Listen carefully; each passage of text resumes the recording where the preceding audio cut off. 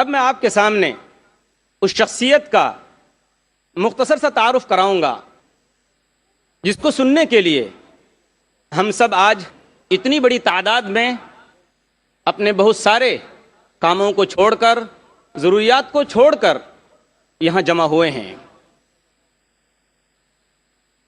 خواتین و حضرات، آج کے اس دور میں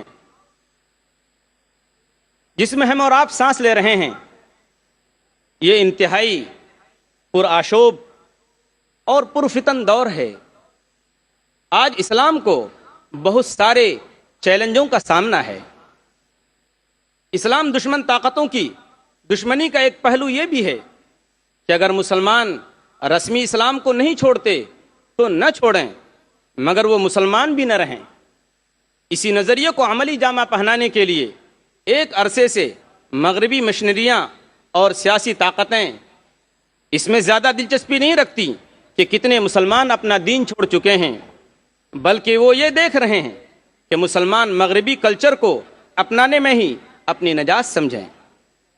اسی سوچ کے تحت سیاستداں، سرمایہ دار، اسکالر، مفکر اور پادری، بشپ اور فادر اور دوسرے بہت سارے ناموں کے ساتھ اسلام کے خلاف، قرآن کے خلاف برسر پیکار ہیں اور دن رات اسلام کے متعلق غلط فہمیاں اور شکوک و شبہات پھیلانے میں مشغول اور مصروف ہیں۔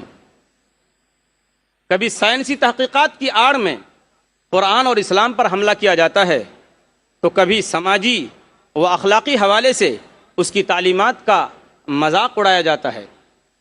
مگر جیسا کہ قرآن میں اللہ تعالیٰ نے کھول کھول کر بیان کیا ہے کہ لِیُظْہِرَهُ عَلَى الدِّینِ كُلِّهِ، کہ یہ وہ دین ہے جو تمام ادیان پر، تمام مذاہب پر غالب ہو کر رہے گا۔ جیسا کہ کسی شاعر نے کہا ہے کہ اسلام کی فطرت میں قدرت نے لچک دی ہے، اسلام کی فطرت میں قدرت نے لچک دی ہے، اتنا ہی یہ ابھرے گا جتنا کہ دبائیں گے، اور فانوس بن کر جس کی حفاظت ہوا کرے وہ شمع کیا بجھے جسے روشن خدا کرے۔ اور اس کا منظر بارہا ہمارے اور آپ کے سامنے آتا ہے۔ ہم اخبارات میں پڑھتے ہیں کہ 9/11 کے بعد جن لوگوں نے اسلام کو بدنام کرنے کی خاطر یہ منصوبہ رچا اور یہ پلاننگ کی، ان کو منہ کی کھانی پڑی۔ ان لوگوں نے دیکھا کہ اسلام کو بدنام کرنے کے لیے انہوں نے یہ پروگرام طے کیا اور لوگ اسلام سے قریب ہوتے گئے اور اسلام کو گلے لگاتے گئے۔ اس لیے میرے دوستو اور بزرگوں، آج بھیونڈی کی سرزمین میں اتنا بڑا تاریخی اجلاس منعقد کیا ہے آپ حضرات نے۔ بے شک مبارک ہو آپ کو یہ میزبانی کہ آپ نے اتنے مہمانوں کو بلایا ہے اور ان کو دعوت سخن دی ہے کہ وہ اسلام کے نام پر، دین کے نام پر، قرآن کے نام پر اور مذہب کے نام پر ایک آواز پہ لبیک کہیں اور بھیونڈی کی سرزمین میں جمع ہو کر اس کی گواہی دیں کہ واقعی ہم کو، آپ کو، ہر مسلمان بچے کو، ہر مسلمان بچی کو اسلام سے لگاؤ ہے، اسلام سے پیار ہے، اسلام سے محبت ہے، اسلام سے دلچسپی ہے، اور ہماری اور آپ کی عظمت کا راز صرف اسلام کے اندر اور مسلمان ہونے کی حیثیت سے چھپا ہوا ہے۔ یاد کیجئے وہ تاریخی جملہ کہ جب حضرت عمر رضی اللہ تعالیٰ عنہ کا قافلہ دمشق کی سرزمین کو فتح کرتا ہے اور وہاں داخل ہوتا ہے، حضرت عمر رضی اللہ تعالیٰ عنہ سے کہا گیا کہ آپ سپہ سالار ہیں، آپ فاتح ہیں، آپ لباس اپنا چینج کر لیجئے، آپ کا لباس پرانا ہے، پھٹا ہوا ہے۔ حضرت عمر رضی اللہ تعالیٰ عنہ نے کیا کہا تھا؟ انا نحن قوم اعزنا اللہ بالاسلام فلا نطلب العز فی غیری، ہم ایسی قوم ہیں جس کو اللہ تبارک و تعالیٰ نے اسلام کی وجہ سے عزت دی ہے، ہم لباس میں عزت نہیں ڈھونڈتے۔ خواتین و حضرات، جب بھی قرآن و اسلام کے خلاف کوئی سازش وجود میں آتی ہے تو اللہ تعالیٰ اپنے منتخب کردہ بندوں سے اس کی حفاظت کا انتظام کر دیتا ہے۔ اس تسلسل میں اگر موجودہ دور پر نظر ڈالی جائے تو ہمیں ایک ایسی شخصیت نظر آتی ہے جس نے اسلام کے خلاف چیلنجوں کا ڈٹ کر مقابلہ کیا ہے، اور وہ ہیں محترم جناب ڈاکٹر ذاکر نائک صاحب۔ انہوں نے مسلم دنیا ہی میں نہیں بلکہ مغربی دنیا اور امریکہ میں بھی اسلام اور قرآن کی حقانیت و عظمت کو جس طرح منوایا ہے وہ کسی عام آدمی کے بس کی بات نہیں۔ یہی وجہ ہے کہ ممبئی کے انگریزی روزنامہ انڈین ایکسپریس نے اپنی 22 فروری 2009 کی اشاعت میں 100 موسٹ پاورفل انڈین کے عنوان سے، یعنی ہندوستان کی 100 بااثر اہم ترین شخصیات میں ڈاکٹر ذاکر نائک کو بھی شامل کیا ہے۔ فہرست میں ڈاکٹر ذاکر نائک صاحب کا نمبر 82واں ہے۔ دیگر شخصیات میں فلمی، سیاسی اور تجارتی شخصیات ہیں جیسے راہل گاندھی، سونیا گاندھی، منموہن سنگھ، پرنب مکھرجی، مکیش امبانی، انل امبانی وغیرہ۔ اس کے علاوہ اس میں روحانی و مذہبی پیشواؤں کی فہرست بھی جاری کی گئی ہے۔ ٹاپ 10 اسپریچول گروز کے عنوان سے شائع 10 روحانی و مذہبی شخصیات میں بھی ڈاکٹر ذاکر نائک کا نمبر 3 ہے۔ اس میں غور کرنے کی بات یہ ہے کہ مسلمانوں میں مبلغ و پریچر کی حیثیت سے صرف ایک ہی نام ہے اور وہ ہے ڈاکٹر ذاکر نائک کا، اور اس سے زیادہ غور کرنے کی بات یہ ہے کہ 10 گروؤں میں کوئی شنکر آچاریہ، کوئی بشپ یا فادر، کوئی مذہبی پریچر نہیں۔ بابا رام دیو کا نام یوگا کی حیثیت سے، شری روی شنکر کا نام آرٹ آف لیونگ کی حیثیت سے، سسٹر نرملا کا نام چیریٹی کی حیثیت سے لیا گیا ہے۔ گویا ایک ہی شخص ہے جو مذہب کا پرچار کرتا ہے، وہ کوئی ہندو نہیں، وہ کوئی کرسچن نہیں بلکہ مسلم ہے، اور وہ ہیں ڈاکٹر ذاکر نائک صاحب۔ سچ کہا اللہ تبارک و تعالیٰ نے کہ ذالک فضل اللہ یؤتیہ من یشاء، یہ اللہ کا فضل ہے، وہ جسے چاہتا ہے عطا کرتا ہے۔ یہ رتبہ بلند ملا جس کو مل گیا، اور پھر صداقت ہو تو دل سینوں سے کھچنے لگتے ہیں واعظ، حقیقت خود کو منوا لیتی ہے، مانی نہیں جاتی۔ اب ہم انتہائی ادب و احترام کے ساتھ عالم اسلام کے اور پوری دنیا کے مشہور مبلغ اسلام ڈاکٹر ذاکر نائک صاحب کو دعوت سخن دیتے ہیں کہ قرآن اور جدید سائنس کے عنوان پر تقریر پیش فرمائیں۔ ہم استقبال کرتے ہیں ڈاکٹر ذاکر نائک کا۔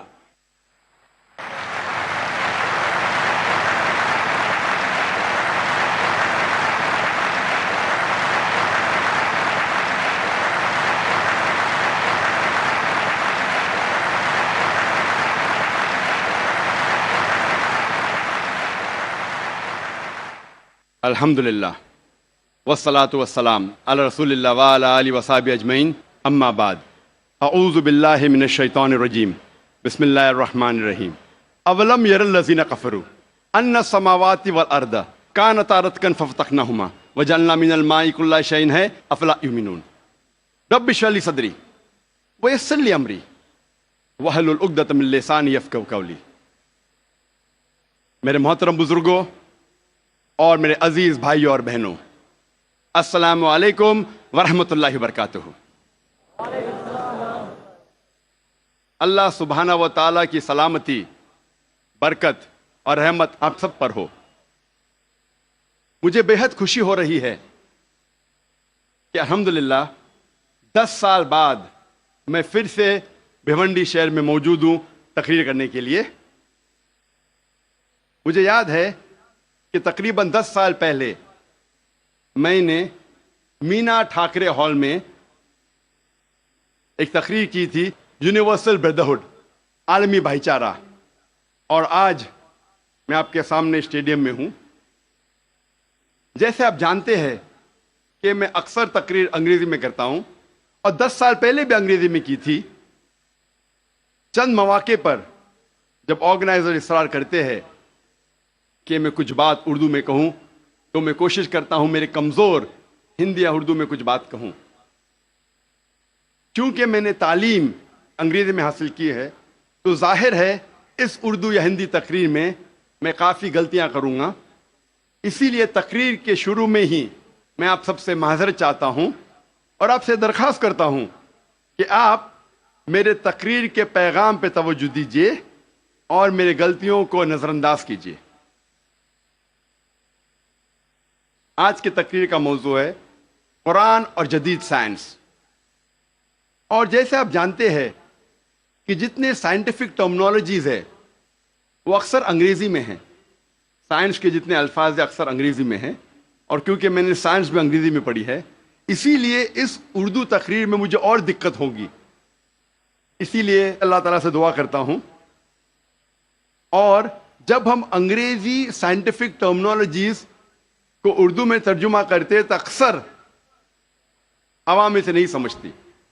مثال کے طور پہ علم حیاتیات، میں پوچھنا چاہتا ہوں کہ اس ماشاء اللہ بھرے میدان میں ہزاروں لوگ ہیں، کتنے لوگ علم حیاتیات کا مطلب جانتے ہیں؟ اپنا ہاتھ اوپر کر سکتے؟ 2% بھی نہیں۔ علم حیاتیات کا مطلب ہے بائیولوجی۔ کتنے لوگ بائیولوجی کا مطلب جانتے ہیں؟ ہاتھ اوپر کیجئے۔ بائیولوجی، بائیولوجی، ہاتھ اوپر کیجئے۔ کتنے لوگ جانتے ہیں بائیولوجی کے بارے میں؟ ماشاءاللہ اکثر لوگ۔ تو اسی لیے جب ہم انگریزی سائنٹیفک ٹرمنالوجی کا ترجمہ کرتے ہیں تو اکثر لوگ کے سر کے اوپر جاتا ہے، باؤنسر جاتا ہے۔ پھر جو اردو داں ہیں، جو ماہرین اردو زبان میں، وہ لوگ سمجھتے۔ پھر بھی میں کوشش کروں گا کہ انگریزی سائنٹیفک ٹرمنالوجی کو اردو میں ترجمہ کروں یا ہندی میں ترجمہ کروں، لیکن ظاہر ہے کافی غلطیاں ہوگی۔ اسی لیے میں آپ سے درخواست کرتا ہوں کہ میری غلطیوں کو نظر انداز کیجیے اور میرے تقریر کے پیغام پہ توجہ دیجیے۔ جیسے میں نے کہا تھا، آج کی تقریر کا موضوع ہے قرآن اور جدید سائنس۔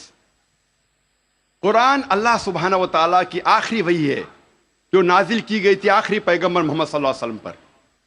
قرآن مجید ساری کائنات کی سب سے بہترین کتاب ہے۔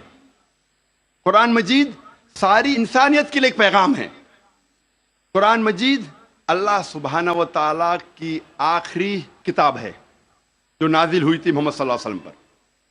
اگر کوئی کتاب کہتی ہے کہ وہ خدا کی طرف سے ہے تو اس کتاب پر فرض ہو جاتا ہے کہ وہ اپنے آپ کو ثابت کرے ہر دور میں۔ ہر دور میں اس کتاب کو ثابت کرنا ہوگا کہ وہ خدا کی طرف سے ہے۔ سینکڑوں سال پہلے وقت تھا، دور تھا معجزات کا، ایج آف میریکلز۔ الحمدللہ Quran Majeed is a miracle of miracles. Quran Majeed معجزوں کا معجزہ ہے۔ اس کے بعد آیا دور ادب کا، لٹریچر، پوئٹری۔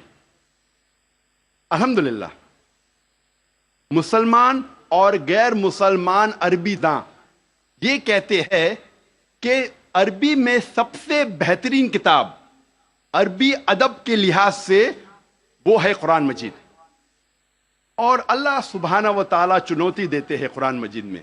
اللہ سبحانہ و تعالیٰ چیلنج کرتے ہیں سورہ بقرہ میں، سورہ نمبر 2 آیت نمبر 23 اور 24 میں اللہ سبحانہ و تعالیٰ کہتے ہیں وَإِن كُنتُمْ فِي رَيْبٍ مِّمَّا نَزَّلْنَا عَلَىٰ عَبْدِنَا، اور اگر آپ کو شک ہے کہ ہم نے یہ کتاب نازل کی ہمارے بندے پر، اگر آپ کو شک ہے فَأْتُوا بِسُورَةٍ مِّن مِّثْلِهِ، تو آپ ایک سورہ قرآن مجید جیسی پیش کیجئے۔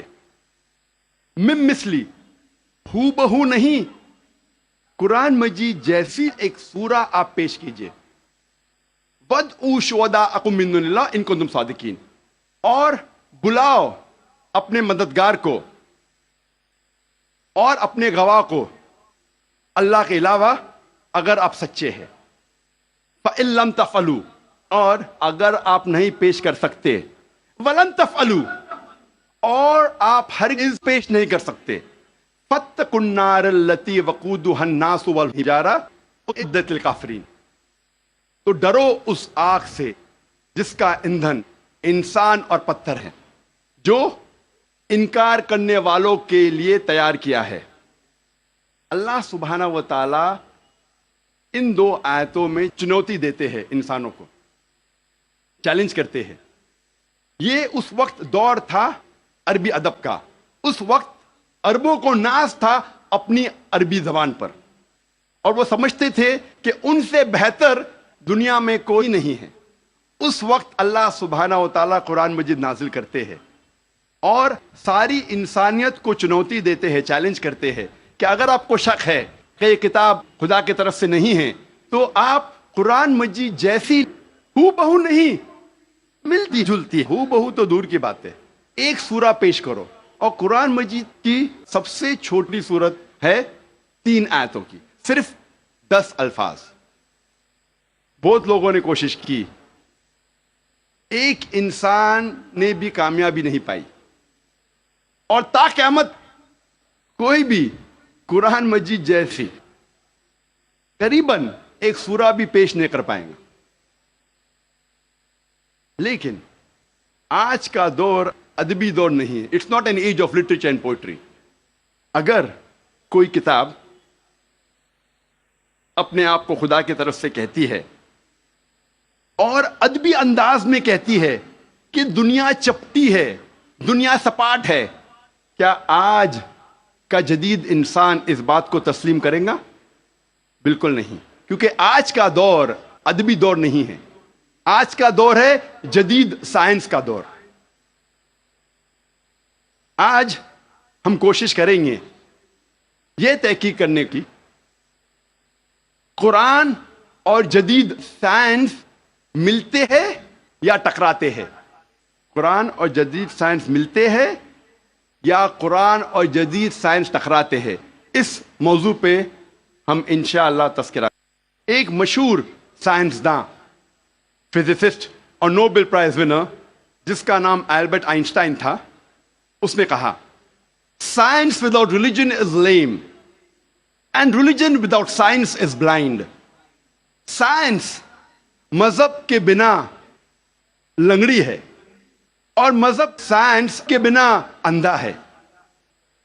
میں پھر سے دہراؤں گا، البرٹ آئنسٹائن جو فیمس فزسسٹ تھا اور نوبل پرائز ونر، اس نے کہا کہ سائنس مذہب کے بنا لنگڑی ہے اور مذہب سائنس کے بنا اندھا ہے۔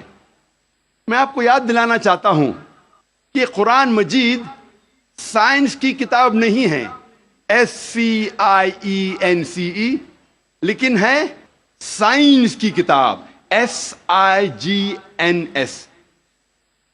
یہ ہے نشانیوں کی کتاب، آیتوں کی کتاب۔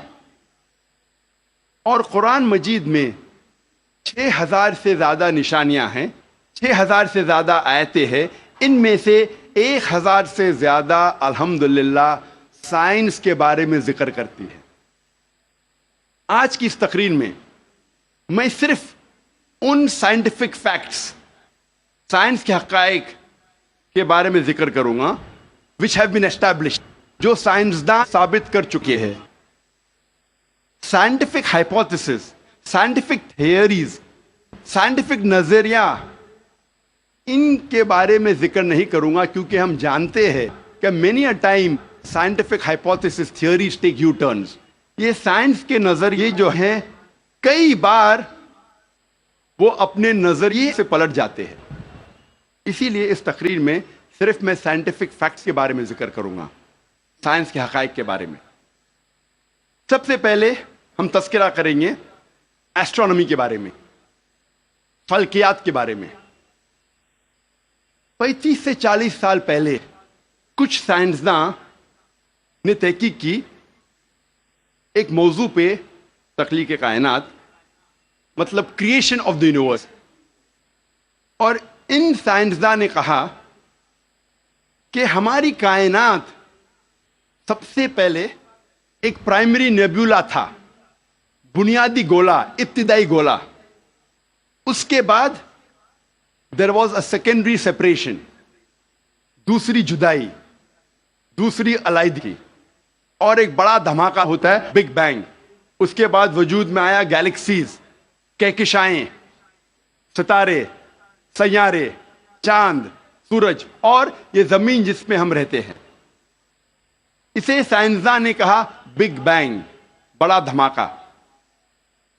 یہ جو سائنسداں نے تقریباً 40 سال پہلے ڈھونڈا کس طریقے سے کائنات وجود میں آئیں، تخلیق کائنات، قرآن مجید میں اس کا ذکر 1400 سال پہلے ہے، اور میں نے اس تقریر کے شروع میں ایک آیت کی تلاوت کی، سورہ انبیاء کی، سورہ نمبر 21 آیت نمبر 30، جہاں اللہ سبحانہ تعالیٰ فرماتے اولم یر الذین کفروا، کیا انکار کرنے والے یہ نہیں جانتے ان السماوات والارض کانتا رتقا ففتقناہما، کہ زمین اور آسمان ایک تھے، جڑے ہوئے تھے، اور ہم نے انہیں جدا کیا۔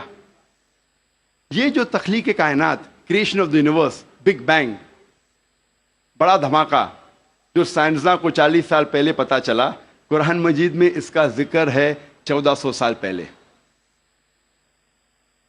قرآن مجید میں اللہ سبحانہ تعالیٰ فرماتے ہیں سورہ فصلت میں، سورہ نمبر 41 آیت نمبر 11 اور 12 میں، کہ اللہ سبحانہ و تعالیٰ نے آسمان کی طرف دیکھ کے کہا جب وہ دھواں تھا کہ آسمان اور زمین ایک ساتھ آ جاؤ، ولنگلی اور انولنگلی، اپنے مرضی سے یا اپنے مرضی کے بنا، اور ان نے کہا کہ ہم اپنے مرضی سے ایک ساتھ آ جاتے ہیں۔ قرآن مجید میں لکھا ہے کہ آسمان سب سے پہلے دھواں تھا، عربی لفظ ہے دخان، اور آج کے سائنسداں یہ کہتے ہیں کہ کائنات بننے کے پہلے یہ آسمان دھواں تھا، انگلش میں کہتے ہیں گیس، لیکن عربی میں دخان کے معنی ہے اسموک۔ کچھ مفسرین نے ترجمہ کیا مسٹ، دھند، جو میرے حساب سے صحیح ترجمہ نہیں، کیونکہ دھند ہوتا ہے ٹھنڈا اور دھواں ہوتا ہے گرم۔ دھماکے کے بعد ہم اکثر دیکھتے ہیں گرم دھواں، دھند نہیں دیکھتے۔ تو قرآن مجید میں لکھا ہے کہ آسمان تھا دھواں، اور آج سائنس یہ کہتی ہے کہ اسموک گیس سے اور بہترین لفظ ہے۔ جو قرآن مجید میں دخان لکھا ہے وہ گیس سے اور بہترین ہے، اور scientifically smoke is a better word than gas. آپ سوچ سکتے قرآن مجید میں اس کا ذکر ہے 1400 سال پہلے۔ انسان پہلے سمجھتے تھے کہ زمین سپاٹ ہے، چپٹی ہے۔ سب سے پہلی بار اگر کوئی انسان نے یہ ثابت کیا کہ دنیا بیضوی ہے، وہ ہے سر Francis Drake, sun 1577 1577 when he sailed around the earth۔ جب سمندر پہ سفر کیے دنیا کے گول، سر فرانسس ڈریک نے ثابت کیا کہ دنیا بیضوی ہے۔ قرآن مجید میں اس کا ذکر ہے 1400 سال پہلے۔ قرآن میں اللہ تعالیٰ فرماتے ہیں سورہ لقمان میں، سورہ نمبر 31 آیت نمبر 29 میں، الم ترى ان اللہ یلیج اللیل فی النہار ویلیج النہار فی اللیل، اللہ سبحانہ و تعالیٰ نے رات کو دھیرے دھیرے، آہستہ آہستہ دن میں تبدیل کیا، اور دن کو دھیرے دھیرے، آہستہ آہستہ رات میں تبدیل کیا۔ یہ دن کا رات اور رات کا دن آہستہ آہستہ دھیرے دھیرے تبدیل ہونا یہ ثبوت دیتا ہے کہ دنیا بیضوی ہے۔ اگر دنیا چپٹی اور سپاٹ ہوتی تو دن فوراً رات میں تبدیل ہوتا اور رات فوراً دن میں تبدیل ہوتی۔ اللہ تعالیٰ فرماتے سورہ الزمر میں، سورہ نمبر 39 آیت نمبر 5 میں، کہ اللہ سبحانہ و تعالی رات کو دن پہ لپیٹتا ہے اور دن کو رات پہ لپیٹتا ہے۔ قرآن میں عربی لفظ ہے قوارہ، جس کے معنی لپیٹنا۔ جس طریقے سے ایک انسان پھیٹا سر پہ لپیٹتا ہے، a person coils the turban on the head، اسی طریقے سے اللہ تعالیٰ فرماتے ہیں کہ رات دن پہ لپیٹی جاتی ہے اور دن رات پہ لپیٹا جاتا ہے۔ یہ دن کا رات اور رات کا دن پہ لپیٹنا اسی وقت پاسبل ہے جب دنیا بیضوی ہے۔ اگر دنیا چپٹی اور سپاٹ ہوتی تو یہ ممکن نہ ہوتا۔ قرآن مجید میں اللہ تعالیٰ فرماتے ہیں سورہ نازیات میں، سورہ نمبر 79 چیپٹر 79 آیت نمبر 30 میں، وَالْأَرْضَ بَعْدَ ذَلِكَ دَحَاهَا، اور اس کے بعد اللہ سبحانہ و تعالیٰ نے زمین کو پھیلایا بچھونا جیسے۔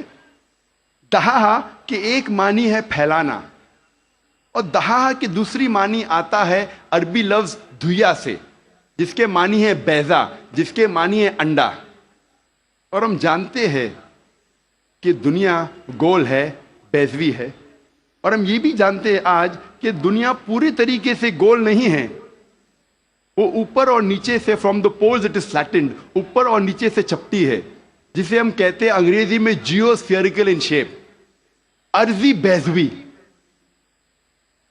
اور یہ لفظ جو دہا ہے وہ عام انڈے کے لیے نہیں ہے، عام بیضے کے لیے نہیں، خصوصاً شتر مرغ کے انڈے کے لیے، شتر مرغ کے بیضے کے لیے۔ اور جب ہم دیکھتے ہیں شتر مرغ کا بیضا، انڈا اس جیو اسفیئریکل ان شیپ، عرضی بیضوی کے شکل میں ہے۔ آپ سوچ سکتے ہیں 1400 سال پہلے اس کتاب میں لکھا ہے کہ یہ زمین، یہ دھرتی اس جیو اسفیئریکل ان شیپ، عرضی بیضوی شکل میں ہے۔ پہلے انسان یہ سوچتے تھے یہ چاندنی جو ہے، چاند کی روشنی، یہ اس کی خود کی روشنی ہے۔ چند صدی پہلے ہمیں پتا چلا کہ چاند کی روشنی، چاندنی اس کی خود کی روشنی نہیں ہے، یہ سورج کی لی ہوئی روشنی ہے، سورج کی منعکس شدہ ریفلیکٹڈ لائٹ ہے، بوروڈ لائٹ ہے۔ قرآن مجید میں اللہ سبحانہ تعالیٰ فرماتے ہیں سورہ فرقان میں، سورہ نمبر 25 آیت نمبر 61 میں، اللہ سبحانہ و تعالیٰ نے آسمان میں برج رکھے، تاروں کے جھنڈ، اور اس میں رکھا سورج جس کے پاس خود کی روشنی ہے، سلگتا ہوا چراغ، اور رکھا چاند جس کی لی ہوئی روشنی ہے۔ قرآن میں سورج عربی میں کہا گیا ہے شمس، اور اس کی روشنی کو کہا گیا ہے سراج، وہاج اور دیا، جس کے معنی ہے سلگتا ہوا چراغ یا مشال یا دیا۔ تینوں کے معنی ہیں کہ سورج کی روشنی خود کی ہے، اور چاند کو کہا گیا ہے قرآن مجید میں قمر، اور چاندنی کو کہا گیا ہے منیر یا نور۔ منیر مینز بوروڈ لائٹ، لی ہوئی روشنی، یا نور میننگ ریفلیکٹڈ لائٹ، منعکس شدہ روشنی، ریفلیکٹڈ لائٹ۔ آپ سوچ سکتے قرآن مجید 1400 سال پہلے کہتا ہے کہ یہ چاندنی خود کی روشنی نہیں ہے، چاند کی لی ہوئی روشنی ہے۔ اور اس کا ذکر سورہ فرقان سورہ نمبر 25 آیت نمبر 61 کے علاوہ سورہ یونس میں سورہ نمبر 10 آیت نمبر 5 میں، اور سورہ نوح میں سورہ نمبر 71 71 آیت نمبر 15 اور 16 میں۔ پہلے سائنسداں یہ سمجھتے تھے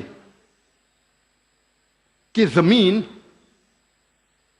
کائنات کا مرکز ہے، اور باقی سیارے، چاند اور سورج زمین کے گول گھوم رہے ہیں، چکر لگا رہے ہیں۔ اسے کہتے تھے تھیوری آف جیو سینٹرزم، زمین کو مرکز سمجھنے کا نظریہ۔ اور یہ لوگ 2 صدی سے، ٹولمی کے وقت سے مانتے تھے، 16ویں صدی تک، جب تک کوپرنیکس نے کہا کہ زمین کے گول چاند اور سیارے نہیں چکر لگا رہے ہیں، لیکن سورج کے گول زمین، چاند اور باقی سیارے چکر لگا رہے ہیں، گھوم رہے ہیں۔ اسے کہتے تھے ہیلیو سینٹرک تھیوری، مطلب سورج کا مرکز ہونے کا نظریہ۔ اور سن 1609 میں ایک جرمن سائنٹسٹ جس کا نام تھا یوہنس کیپلر، اس نے لکھا اپنی کتاب میں ایسٹرونوما نووا کہ صرف سیارے اور چاند سورج کے گول گھوم نہیں رہے ہیں، لیکن زمین، چاند اور سیارے، پلانٹس، سورج کے گول گھومنے کے علاوہ اپنے محور پہ گردش کر رہے ہیں۔ They are rotating about their own axis۔ اور جب میں اسکول میں تھا، میں سن 1981 میں 10ویں میں تھا، جغرافی میں نے پڑھا تھا کہ زمین چاند اور سیارے پلانٹس وہ چکر لگا رہے ہیں، دے ریوالونگ اینڈ روٹیٹنگ، اور اپنے محور پہ گردش کر رہے ہیں. لیکن سورج اپنے محور پہ گردش نہیں کر رہا ہے. لیکن میں نے جب قرآن کی ایک آیت پڑھی، سورہ انبیاء سورہ نمبر 21 آیت نمبر 33 میں اللہ سبحانہ وتعالیٰ فرماتے ہیں هو الذی خلق اللیل والنہار، اللہ سبحانہ و تعالیٰ نے رات اور دن بنایا، والشمس والقمر، سورج اور چاند، کل فی فلک یسبحون، وہ گھوم رہے ہیں اور اپنے محور پہ گردش کر رہے ہیں. قرآن کا لفظ یہاں ہے یسبحون. قرآن یہ کہتا ہے کہ sun and the moon are revolving, چکر لگا رہے ہیں، گھوم رہے. اس کے علاوہ یسبحون، یہ عربی لفظ یسبحون آتا ہے لفظ صباح سے، اور صباح ایک عربی لفظ ہے جو چلتے ہوئے جسم کے موومنٹ کو ڈسکرائب کرتا ہے. مثال کے طور پہ اگر میں کہوں گا کہ کوئی انسان پانی میں سباہ کر رہا ہے، اس کے یہ معنی نہیں کہ وہ پانی کے اوپر فلوٹ کر رہا ہے، اس کے معنی ہے کہ وہ پانی میں تیر رہا ہے. اگر میں کہوں گا کوئی سباہ کر رہا ہے زمین پہ، اس کا مطلب نہیں کہ وہ آدمی زمین پہ رول کر رہا ہے، اس کا مطلب ہے کہ وہ انسان زمین پہ چل رہا ہے یا دوڑ رہا ہے. اسی طریقے سے جب اللہ سبحانہ تعالیٰ یہ لفظ کا استعمال کرتے ہیں کوئی فلکی جسم کے لیے، فار اے سیلیسٹل باڈی، اس کے معنی نہیں کہ وہ فلائی ہو رہا ہے یا فلوٹ ہو رہا ہے، اس کے معنی ہے it is rotating about its own axis, وہ اپنے محور پہ گردش کر رہا ہے. آج سائنس ترقی کرنے کے بعد سائنس یہ کہتی ہے کہ آپ سورج کا عکس ٹیبل کے اوپر دیکھ سکتے ایک آلے کے ذریعے، اور پتہ لگتا ہے کہ سورج میں بلیک سپاٹس ہے، اور یہ بلیک سپاٹس تقریباً 25 دن لیتے ہیں گردش کرنے کے لیے. اس سے یہ ثابت ہوتا ہے کہ سورج تقریباً 25 دن لیتا ہے ایک گردش کرنے کے لیے. تو آج سائنس یہ تسلیم کرتی ہے کہ سورج بھی اپنے محور پہ گردش کر رہا ہے. جو میں نے اسکول میں تقریباً 28 سال پہلے پڑھا تھا کہ سورج واز اسٹیشنری، سورج گردش نہیں کر رہا ہے، تو 28 سال پہلے میں نے اسکول میں پڑھا. آج سائنس اسے تسلیم کرتی ہے، اور قرآن مجید میں اس کا ذکر ہے 1400 سال پہلے. اور آج اکثر اسکول کے سائنس کی کتاب میں اس کو انکارپوریٹ کیا جا چکا ہے. یہ نئی چیز داخل ہو چکی ہے سائنس کی کتابوں میں کہ سورج اپنے محور پہ گردش کر رہا ہے. اللہ تعالیٰ فرماتے سورہ یاسین میں سورہ نمبر 36 آیت نمبر 40 میں کہ سورج چاند کو نہیں پکڑ سکتا اور دن کو رات نہیں پکڑ سکتی. The sun can not outstrip the moon, neither can night catch up with the day. کل فی فلک یسبحون، یہ اپنے محور پہ گردش کر رہے. اس کے معنی کہ چاند اور سورج کے جو ایکسس ہے، جو ریولیوشن کا ہے، وہ ڈفرنٹ ہے، وہ علیحدہ ہے، اسی لیے وہ آپس میں کبھی نہیں ملیں گے. آج سائنس یہ کہتی ہے کہ جو سورج کی روشنی ہم دیکھتے ہیں، it is due to a chemical reaction. یہ ایک کیمیکل ریئیکشن کے وجہ سے ہے جو کروڑوں سالوں سے چل رہا ہے، اور ایک دن یہ کیمیکل ریئیکشن بند ہو جائے گا اور سورج ختم ہو جائے گا. لیکن سائنسداں کہتے ہیں کہ اس کو اور کروڑوں سال لگیں گے، اور کروڑوں سال کے بعد ایک کیمیکل ریئیکشن بند ہوگا. یعنی سائنس یہ کہتی ہے کہ ایک وقت آئے گا جب سورج نشٹ ہو جائے گا، ختم ہو جائے گا. قرآن میں اللہ تعالیٰ فرماتے ہیں سورہ یاسین میں سورہ نمبر 36 آیت نمبر 38 میں وَالشَّمْسُ تَجْرِي لِمُسْتَقَرٍّ لَهَا، کہ سورج جا رہا ہے اپنے مستقر کی طرف. سورج جا رہا ہے اپنے ڈیسٹینیشن پہ. سورج ایک مقرر وقت کے لیے ہے. مستقر کے معنی مقرر وقت اور مقرر جگہ، اس کے دو معنی ہوتے ہیں. مستقر کے معنی کہ سورج ایک مقرر وقت کے لیے ہے اور مقرر جگہ کی طرف جا رہا ہے. یہ سائنس آج تسلیم کرتی ہے کہ سورج ایک مقرر وقت کے لیے ہے. اور سائنس یہ بھی مانتی ہے کہ سورج کائنات کے ایک نقطے کی طرف جا رہا ہے جس کا نام ہے سولر اپیکس. ان دا ہرکولینز الفا لائرا 12 میل پر سیکنڈ کی رفتار پہ. قرآن میں لکھا ہے مستقر، مقرر جگہ کی طرف. سائنس کہتی ہے دونوں معنی مستقر کے، مقرر جگہ اور مقرر وقت، دونوں الحمدللہ صحیح ہے. اور اس کا ذکر سورہ یاسین سورہ نمبر 36 آیت نمبر 38 کے علاوہ سورہ رعد میں بھی ہے، سورہ نمبر 13 آیت نمبر 2، سورہ فاطر سورہ نمبر 35 آیت نمبر 13، سورہ لقمان سورہ نمبر 31 آیت نمبر 29، اور سورہ الزمر سورہ نمبر 39 آیت نمبر 5 میں. سب جگہ کہا گیا ہے کہ سورج ایک مقرر وقت کے لیے ہے، ایک مقرر جگہ کی طرف جا رہا ہے. آج سائنس یہ کہتی ہے جو آسمان ہمارے زمین کے اوپر ہے، جسے ہم کہتے ہیں ایٹماسفیئر، وہ ایک محفوظ چھت کی طرح ہے. اور سائنسداں یہ کہتے ہیں کہ خطرناک rays like ultraviolet rays, X rays, یہ چھت، یہ ایٹماسفیئر ان خطرناک ریز کو زمین پہ آنے سے روکتا ہے، ورنہ زمین پہ جاندار چیز مٹ جائیں گی. قرآن میں اس کا ذکر ہے سورہ انبیاء میں سورہ نمبر 21 آیت نمبر 32 میں کہ اللہ سبحانہ و تعالیٰ نے آسمان کو ایک محفوظ چھت بنایا، اور پروٹیکٹڈ سیلنگ، اور کینوپی ویل گارڈڈ. آپ سوچ سکتے ہیں قرآن میں اس کا ذکر 1400 سال پہلے ہے، جو سائنسدان نے حال ہی میں 50 سال پہلے، 100 سال پہلے، 150 سال پہلے کہا یہ ایٹماسفیئر از اے پروٹیکٹڈ سیلنگ. جب میں اسکول میں تھا تقریباً 28 سال پہلے، میں نے سائنس میں سیکھا تھا there are 3 types of matter, solid, liquid and gas. 3 قسم کے مادہ تھے، سالڈ، لکوڈ اینڈ گیس. آج سائنس یہ کہتی ہے کہ 3 مادہ، 3 اسٹیٹس آف میٹر کے علاوہ اور بھی ہے. ہم پہلے یہ سمجھتے تھے کہ آرگنائز ایسٹرونومیکل سسٹمز کے باہر، آرگنائز فلکیات کے باہر خلا تھا، ویکیوم تھا.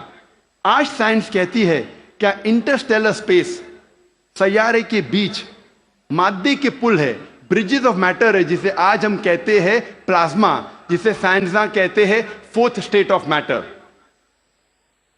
4تھی قسم مادے کی آج سائنسداں کہتے ہیں پلازما ہے.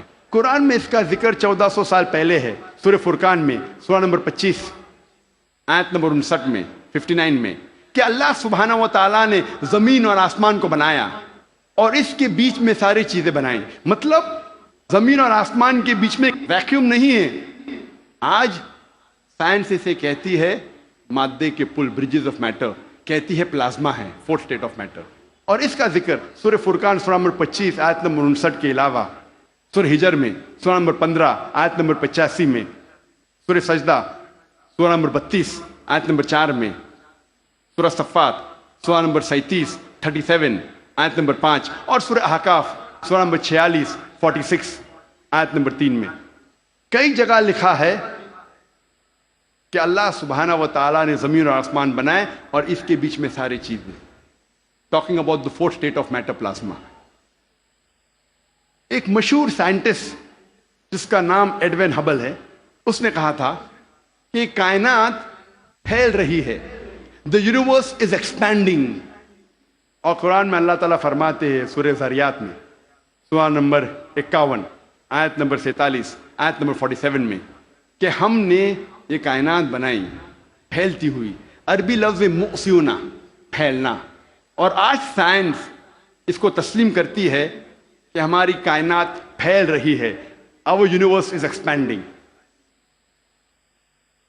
کئی دشمن اسلام یہ کہیں گے، جو کرٹکس آف اسلام یہ کہیں گے کہ قرآن مجید میں فلکیات کا ذکر ہونا کوئی عجوبہ نہیں، nothing great، کوئی بڑی بات نہیں ہے کہ قرآن مجید میں فلکیات کا ذکر ہے، کیونکہ عرب فلکیات میں ماہر تھے. میں اس بات کو مانتا ہوں کہ عرب فلکیات میں ماہر تھے، لیکن ان سے یہ کہنا چاہتا ہوں کہ قرآن مجید نازل ہونے کے بعد کچھ صدی بعد عرب فلکیات کے میدان میں ماہر بنے. تو قرآن مجید سے عرب نے فلکیات سیکھا، نہ کہ الٹا. ذکر کریں گے طبیعت کا. طبیعت انگلش میں کہتے ہیں فزکس. اور کئی صدی پہلے ایک نظریہ تھا جسے کہتے ہیں ایٹمزم. اور 23 صدی پہلے گریکس، پرٹیکولرلی ڈیموکریٹس، ان نے یہ ایٹمزم کے بارے میں سب سے پہلے کہا، ایٹمزم کے نظریے کے بارے میں، اور کہا کہ میٹر کے سب سے چھوٹے حصے کو کہتے ہیں ایٹم، مادہ کے سب سے چھوٹے حصے کو کہتے ہیں ذرہ. عربی اور اردو میں ایٹم کو کہتے ہیں ذرہ. اور اس وقت انسان یہ سوچتے تھے کہ ذرے کو تقسیم نہیں کیا جا سکتا. آج سائنس ترقی کرنے کے بعد ہم مانتے ہیں کہ atom is the smallest part of matter having the characteristics of the element.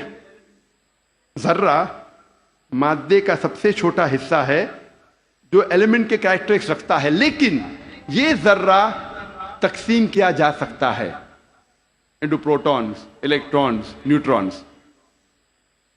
قرآن مجید میں ذرے کا ذکر ہے تو لوگ سمجھیں گے قرآن مجید آؤٹ ڈیٹڈ ہے، یہ پرانی کتاب ہے. ذرے کا ذکر ہے اب یہ آؤٹ ڈیٹڈ ہے. قرآن میں ذرے کا ذکر ہے، لیکن ذرے کے آگے کیا لکھا ہے وہ بھی ہمیں دیکھنا چاہیے.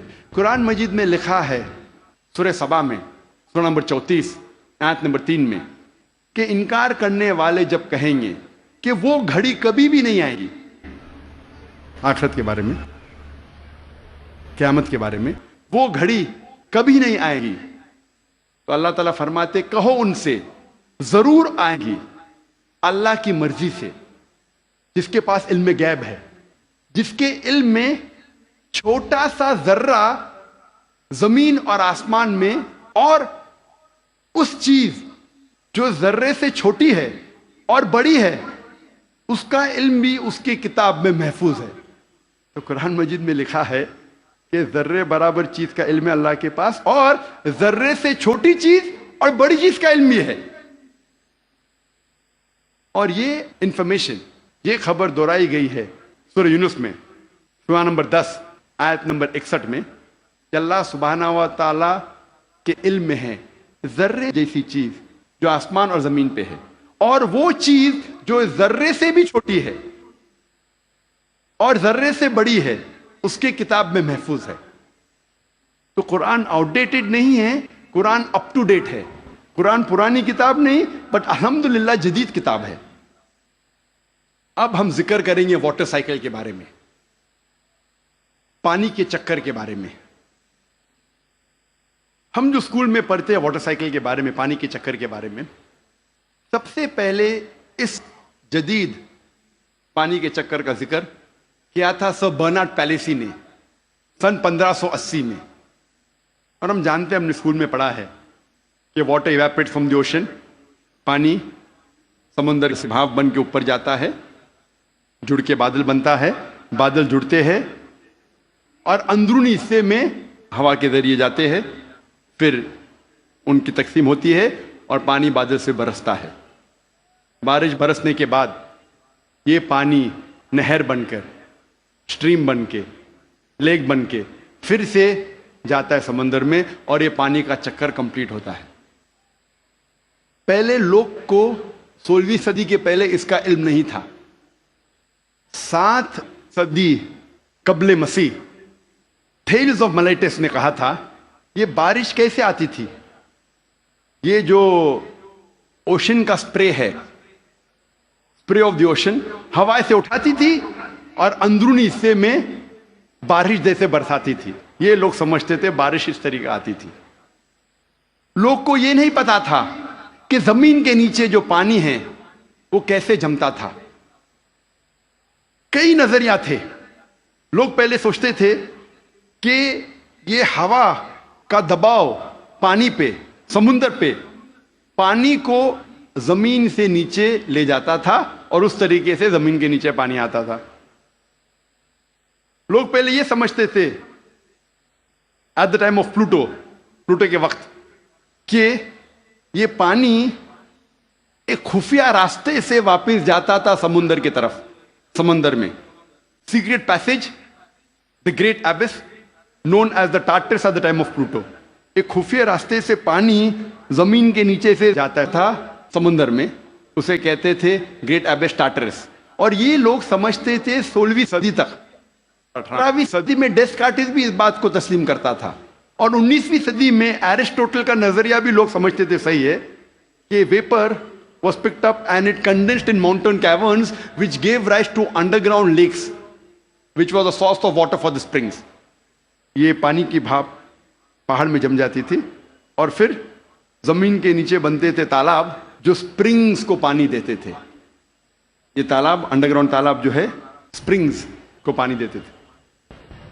آج ہم جانتے ہیں یہ جو زمین کے نیچے پانی ہے, یہ اصل میں جب بارش کا پانی گرتا ہے زمین پہ جو کریکس ہوتے ہیں اور سورسز کے ذریعے, کریکس کے ذریعے یہ پانی نیچے جاتا ہے. قرآن مجید میں اس کا ذکر ہے سورہ الزمر میں, سورہ نمبر 39 آیت نمبر 21 میں. اللہ سبحانہ و تعالی آسمان سے پانی برساتا ہے اور زمین میں جس میں کریکس ہے اس کے ذریعے زمین میں پانی دیتا ہے, اور جو بوئی ہوئی زمین ہے وہ رنگ برنگی ہو جاتی ہے. It brings various colours of sown field. Allah تعالیٰ فرماتے ہیں سورہ روم میں, سورہ نمبر 30 آیت نمبر 24 میں کہ اللہ سبحانہ و تعالیٰ آسمان سے بارش برساتا ہے اور مری ہوئی زمین میں جان ڈالتا ہے. اللہ تعالیٰ فرماتے ہیں سورہ مومنون میں, سورہ نمبر 23 آیت نمبر 18 میں کہ اللہ سبحانہ و تعالیٰ پانی آسمان سے برساتے ہیں اور اس پانی کو جما سکتے ہیں اور اس پانی کو بہا سکتے بھی ہے, بہانے پہ قادر ہے. Allah can store the water as well as drain it. Quran میں ذکر آتا ہے سورہ طارق میں, سورہ نمبر 86 چیپٹر 86 آیت نمبر 11 میں, وَالسَّمَاءِ ذَاتِ الرَّجْ, that heaven which returns, وہ آسمان جو واپس دیتا ہے.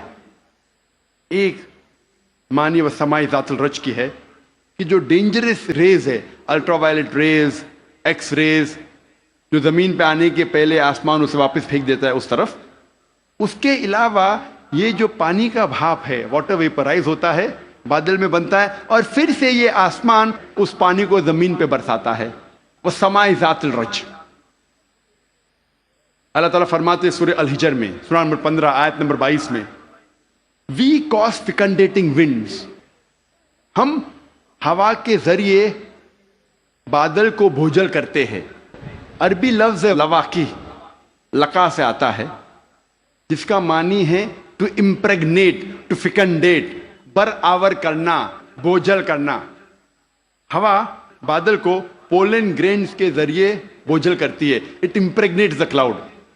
اور دوسری وجہ ہے کہ بادل جب آپس میں ملتے ہیں دے کنڈینس, اس کے بعد پانی برستا ہے.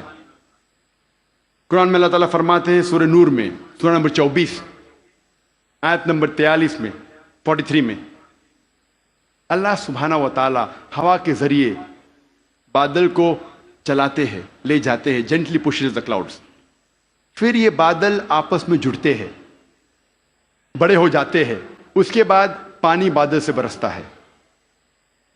اللہ تعالیٰ فرماتے ہیں سورہ روم میں, سورہ نمبر 30 آیت نمبر 48 میں, اللہ سبحانہ و تعالیٰ ہوا کے ذریعے بادل کو ہلاتے ہیں اور لے جاتے ہیں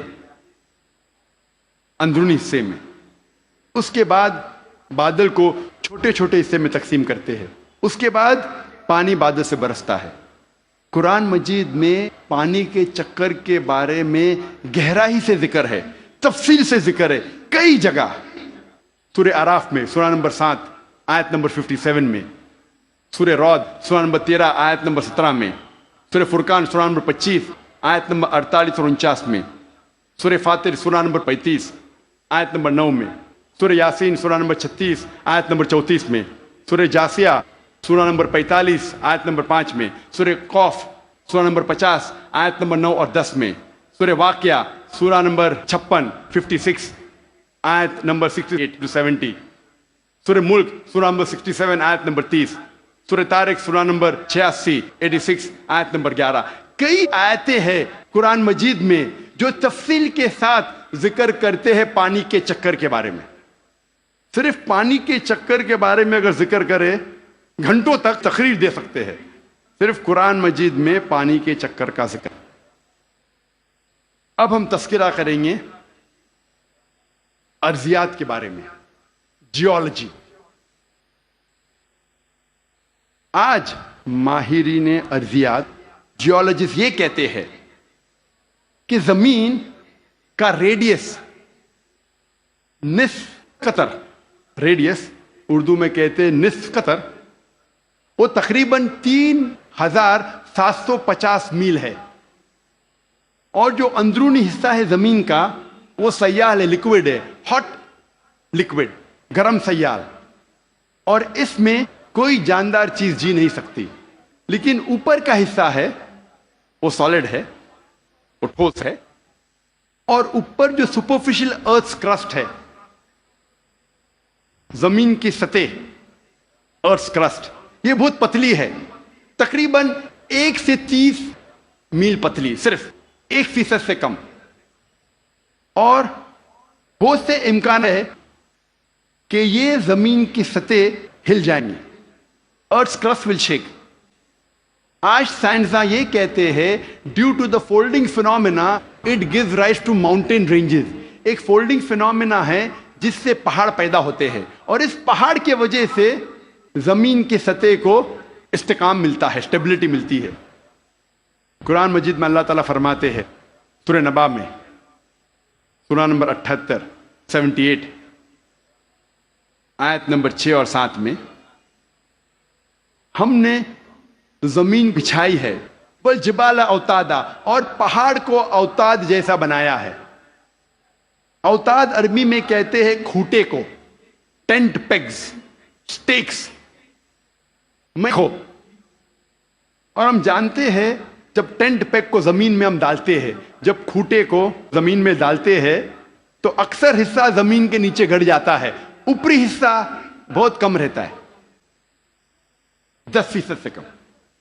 جس طریقے سے آئس برگ پانی میں، برف کا گولا آئس برگ جب پانی میں دیکھتے ہیں صرف 10% پانی کے اوپر ہے، 90% سے زیادہ پانی کے نیچے. اسی طریقے سے پہاڑ، جو اوپری حصہ ہم پہاڑ کا دیکھتے ہیں وہ کھوٹے جیسا ہے، میخو جیسا ہے، ٹینٹ پیگ جیسا ہے. اوپر کا حصہ بہت چھوٹا ہے، اکثر تقریباً 90% زمین کے نیچے ہے. اور اس کی وجہ ہے کہ زمین کو استحکام، اسٹیبلٹی دیتا ہے. قرآن مجید میں اللہ تعالیٰ فرماتے ہیں سورہ نازیات میں سورہ 79 آیت نمبر 32 میں، اور سورہ غاشیہ سورہ نمبر 88 آیت نمبر 19 میں، ہم نے پہاڑ کو زمین سے مضبوطی سے بنایا ہے. We have placed on the earth mountain standing firm. زمین پہ ہم نے پہاڑ مضبوطی سے بنایا ہے.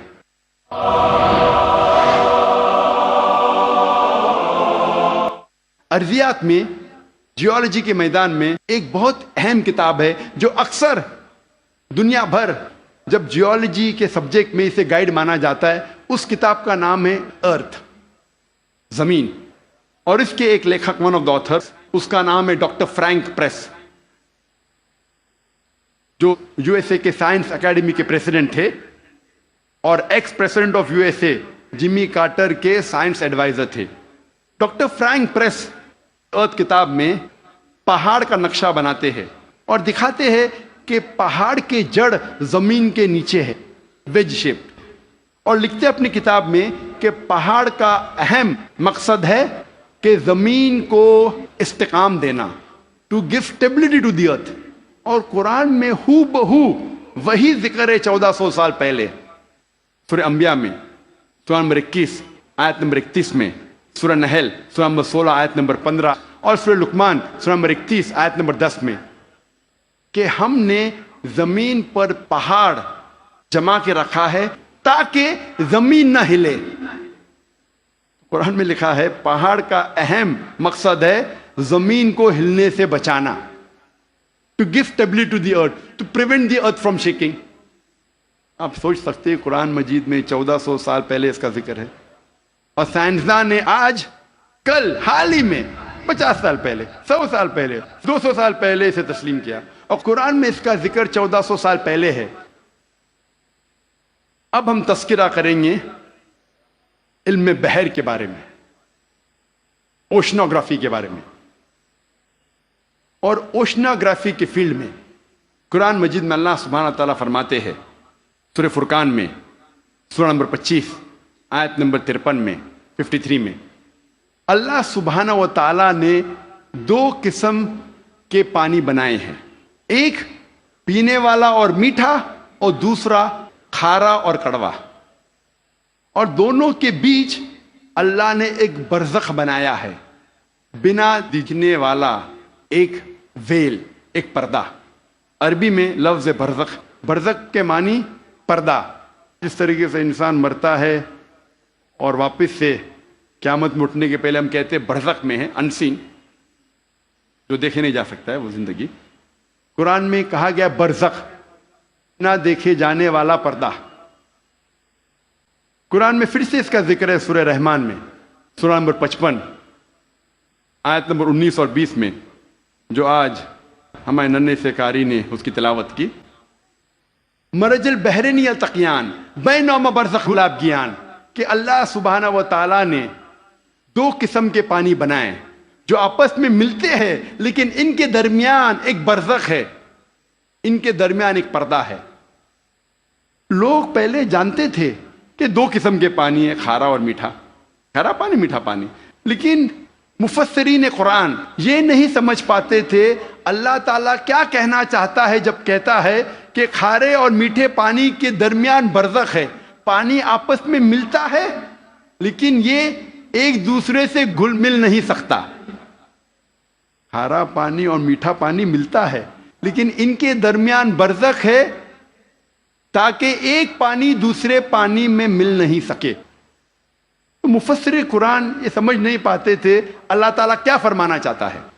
آج جو سائنس ترقی کرنے کے بعد اور علم بحر کے بارے میں ہم آج اور جانتے ہیں، جو پروفیسر ہے، جو یو ایس اے کے مشہور ماہر ہے علم بحر میں، یہ سائنٹسٹ نے کہا اس کے معنی ہیں آج ہم جانتے ہیں کہ جب بھی میٹھا پانی کھارے پانی میں جاتا ہے، بہتا ہے، وہ میٹھا پانی اپنی مٹھاس کو کھو دیتا ہے اور کھارا بن جاتا ہے، اور اس کے درمیان there is a transitional homogenizing area، جو عربی میں قرآن میں لکھا ہے برزخ، ایک پردہ۔ آج جو سائنس نے جانا، قرآن مجید نے 1400 سال پہلے لکھا کہ کھارے اور میٹھے پانی کے درمیان ہے ایک پردہ۔ یہ پانی ملتا ہے لیکن آپس میں گھل مل نہیں سکتا۔ They meet but they do not mix۔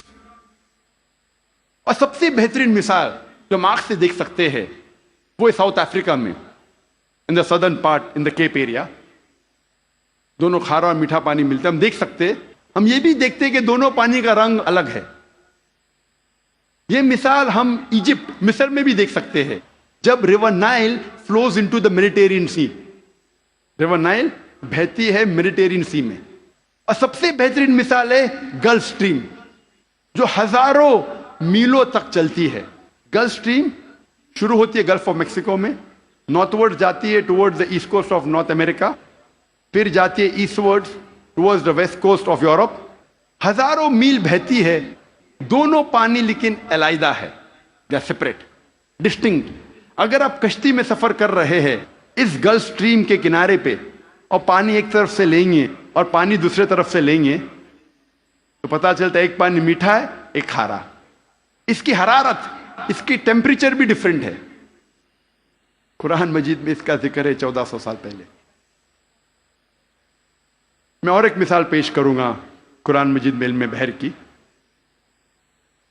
کچھ عربوں نے قرآن مجید کی ایک آیت لی، سورہ نور کی، سورہ نمبر 24 آیت نمبر 40، اور اس کا ترجمہ پیش کیا پروفیسر درگا راؤ کے پاس۔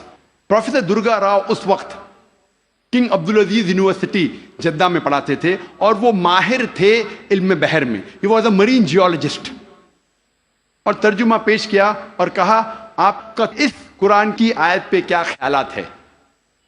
قرآن مجید میں لکھا ہے سورہ نور میں سورہ نمبر 24 آیت نمبر 40 میں کہ انکار کرنے والوں کے ذہن کی کیفیت ایسی ہے جس طریقے سے سمندر کے گہرائی میں اندھیرے پر اندھیرا، موج پر موج، لہر پہ لہر، اس کے اوپر بادل، جب انسان اپنے ہاتھ کو آگے کرتا ہے وہ دیکھ نہیں سکتا۔ اللہ جسے روشنی نہیں دیتا وہ دیکھ نہیں سکتا۔ یہ آیت کا ترجمہ سننے کے بعد پروفیسر درگا راؤ نے کہا کہ یہ عام سمندر کا ذکر نہیں ہے، یہ ایک گہرے سمندر کا ذکر ہے۔ اور پہلے انسان یہ نہیں جانتا تھا کہ سمندر کی گہرائی میں اندھیرا تھا۔ سینکڑوں سال پہلے، 100-200 سال پہلے، جب سب مرین ایجاد ہوئی اور جب انسان سمندر کی گہرائی میں گیا تب انہیں پتا لگا اور تب محسوس ہوا کہ سمندر کی گہرائی میں اندھیرا ہے۔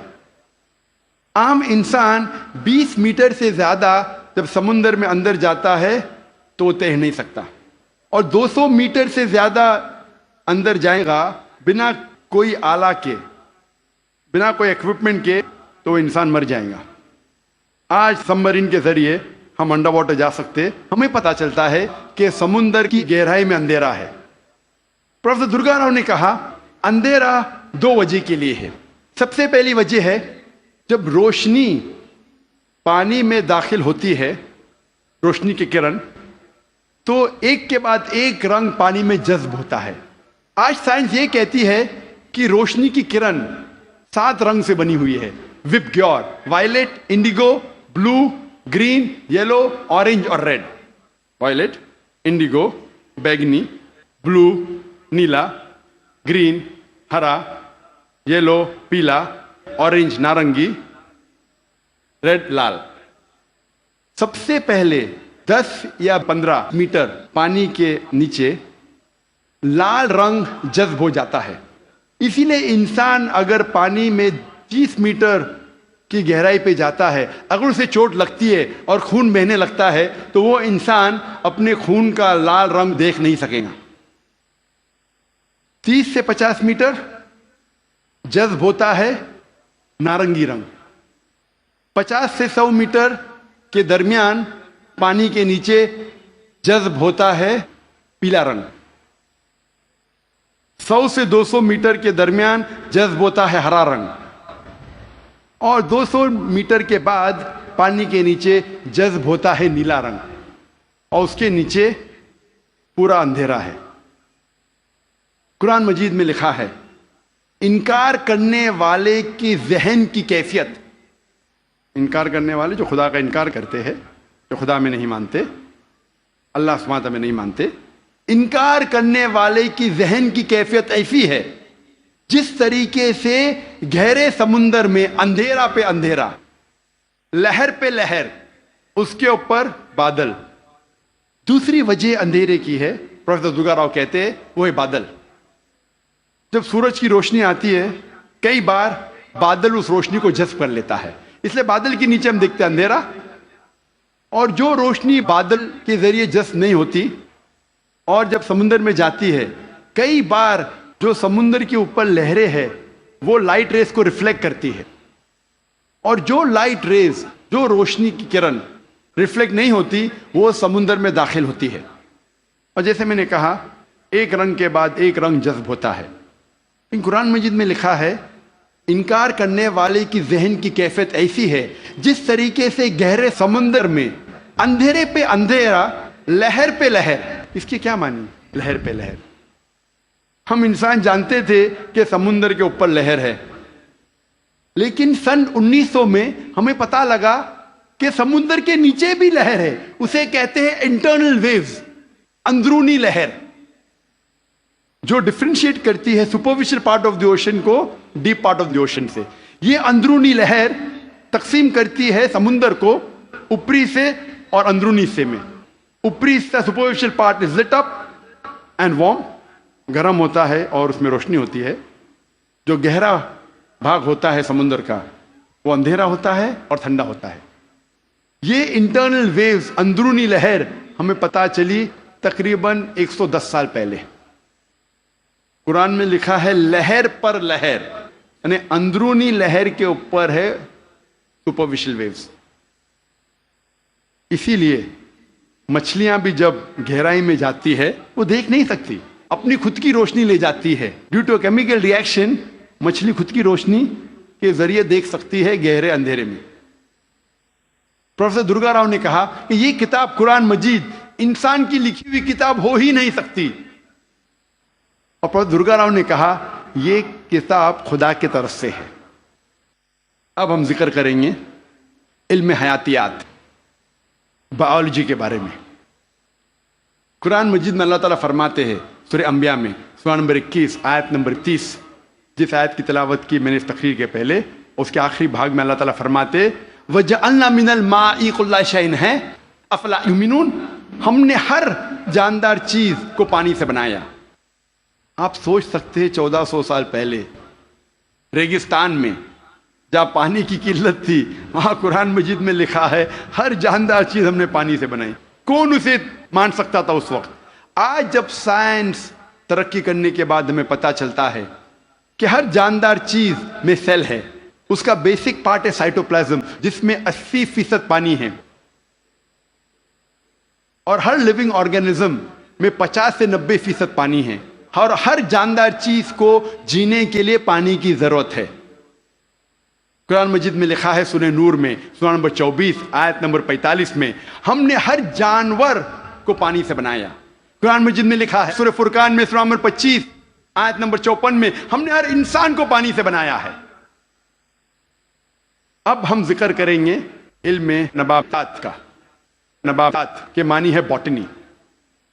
ہمیں پہلے یہ نہیں پتا تھا کہ پیڑ پودے میں بھی جنس ہے، مؤنث اور مذکر. یہ حال ہی میں جب سائنس ترقی کیا پتا چلا کہ پیڑ پودے میں بھی مذکر اور مؤنث ہے، جنس ہے.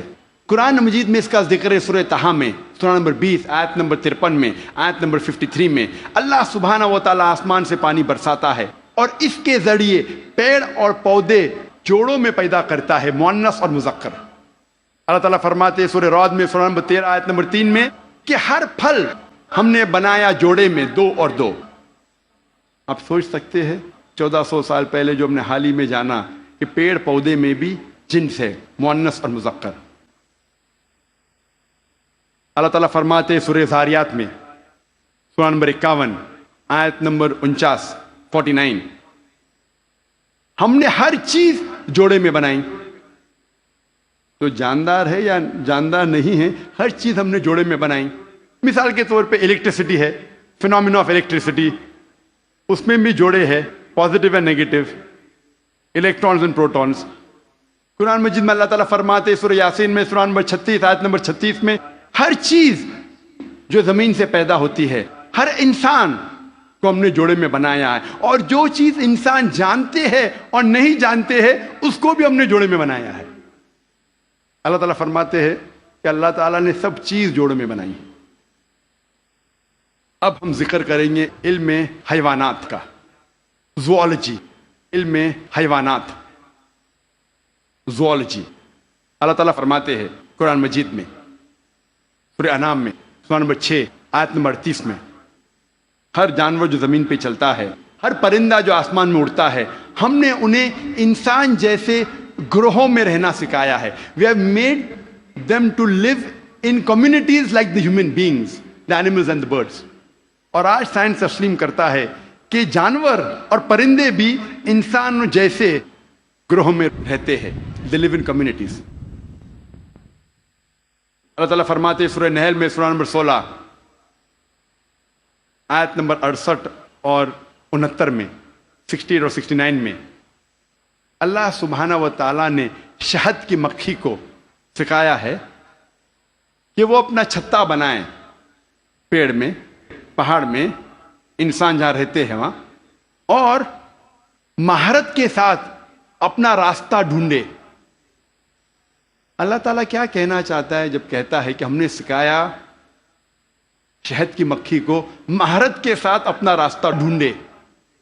سن 1973 میں 1973 میں ایک مشہور سائنسداں جس کا نام تھا فون فریش، اس کو نوبل پرائز ملا ڈسکرائب کرنے کے لیے the behaviour of the bee and how they find the spacious path of the Lord. اس کو نوبل پرائز ملا شہد کی مکھی کے بارے میں ریسرچ کرنے کے لیے. اور فون فریش کہتے ہیں کہ جب بھی کوئی مدھ مکھی، شہد کی مکھی ایک نیا باغیچہ ڈھونڈتی ہے اور ایک نیا پھول ڈھونڈتی ہے جس سے نیکٹر کو لیا جا سکتا ہے، وہ اپنے دوست سے جا کے کہتی ہے یہ نئے پھول کی دشا، اس نئے پھول تک کس طریقے سے پہنچنا اس کا نقشہ بتاتی ہے اپنے بدن کو ہلانے سے، جسے سائنس میں کہتے ہیں بی ڈانس.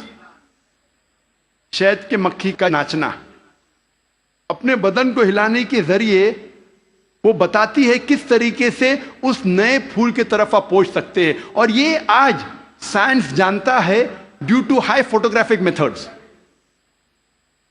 اور قرآن میں جو شہد کی مکھی جو کام کرتی ہے، جسے انگلش میں کہتے ہیں ورکر بی، اس کا جنس کہا گیا ہے کہ وہ ہے فیمینن، وہ مؤنث ہے.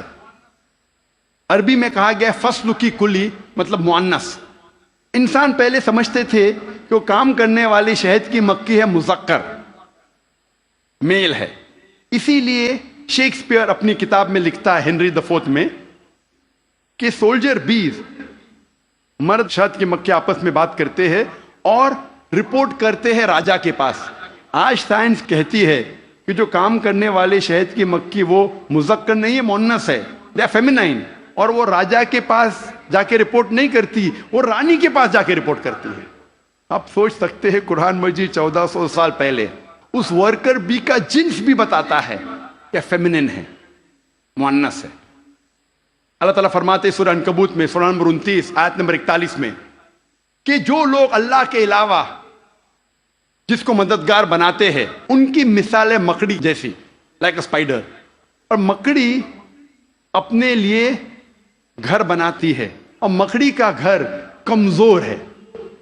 قرآن مجید میں یہ کہنے کے علاوہ کہ جو لوگ اللہ کے علاوہ کسی کو مددگار بناتے ہیں وہ اپنا گھر ویب جیسا، جالا جیسا گھر بناتے ہیں جو کمزور ہے، نازک ہے. اس کے علاوہ یہ اشارہ کر رہا ہے، آج سائنس یہ کہتی ہے کہ many a time the female spider kills the male spider. مکڑی مکڑے کا قتل کرتی ہے. آج سائنس یہ کہتی ہے کہ بتانے کے علاوہ کہ جو جال مکڑی کا کمزور ہے، یہ بھی بتاتی ہے کہ فیملی ریلیشن شپ، گھر میں کیسا برتاؤ ہے. مکڑی کئی بار مکڑے کا قتل کرتی ہے اور کہا جاتا ہے بلیک وڈو، کالی ودوا یا کالی بیوہ. قرآن مجید میں اس کا ذکر ہے 1400 سال پہلے. اللہ تعالیٰ فرماتے ہیں سورہ نمل میں سورہ نمبر 27 آیت نمبر 17 اور 18 میں، سلیمان علیہ السلام کے آگے ان کی فوج تھی، جن کی، انسانوں کی اور پرندے کی.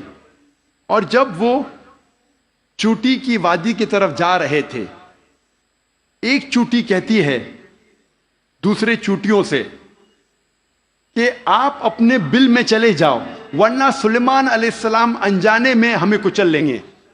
لوگ کہیں گے کیسی کتاب ہے یہ قرآن مجید، چوٹی آپس میں بات کر رہے ہیں، یہ تو پریوں والی کہانی ہے. قرآن مجید چوٹی آپس میں بات کرتی ہے.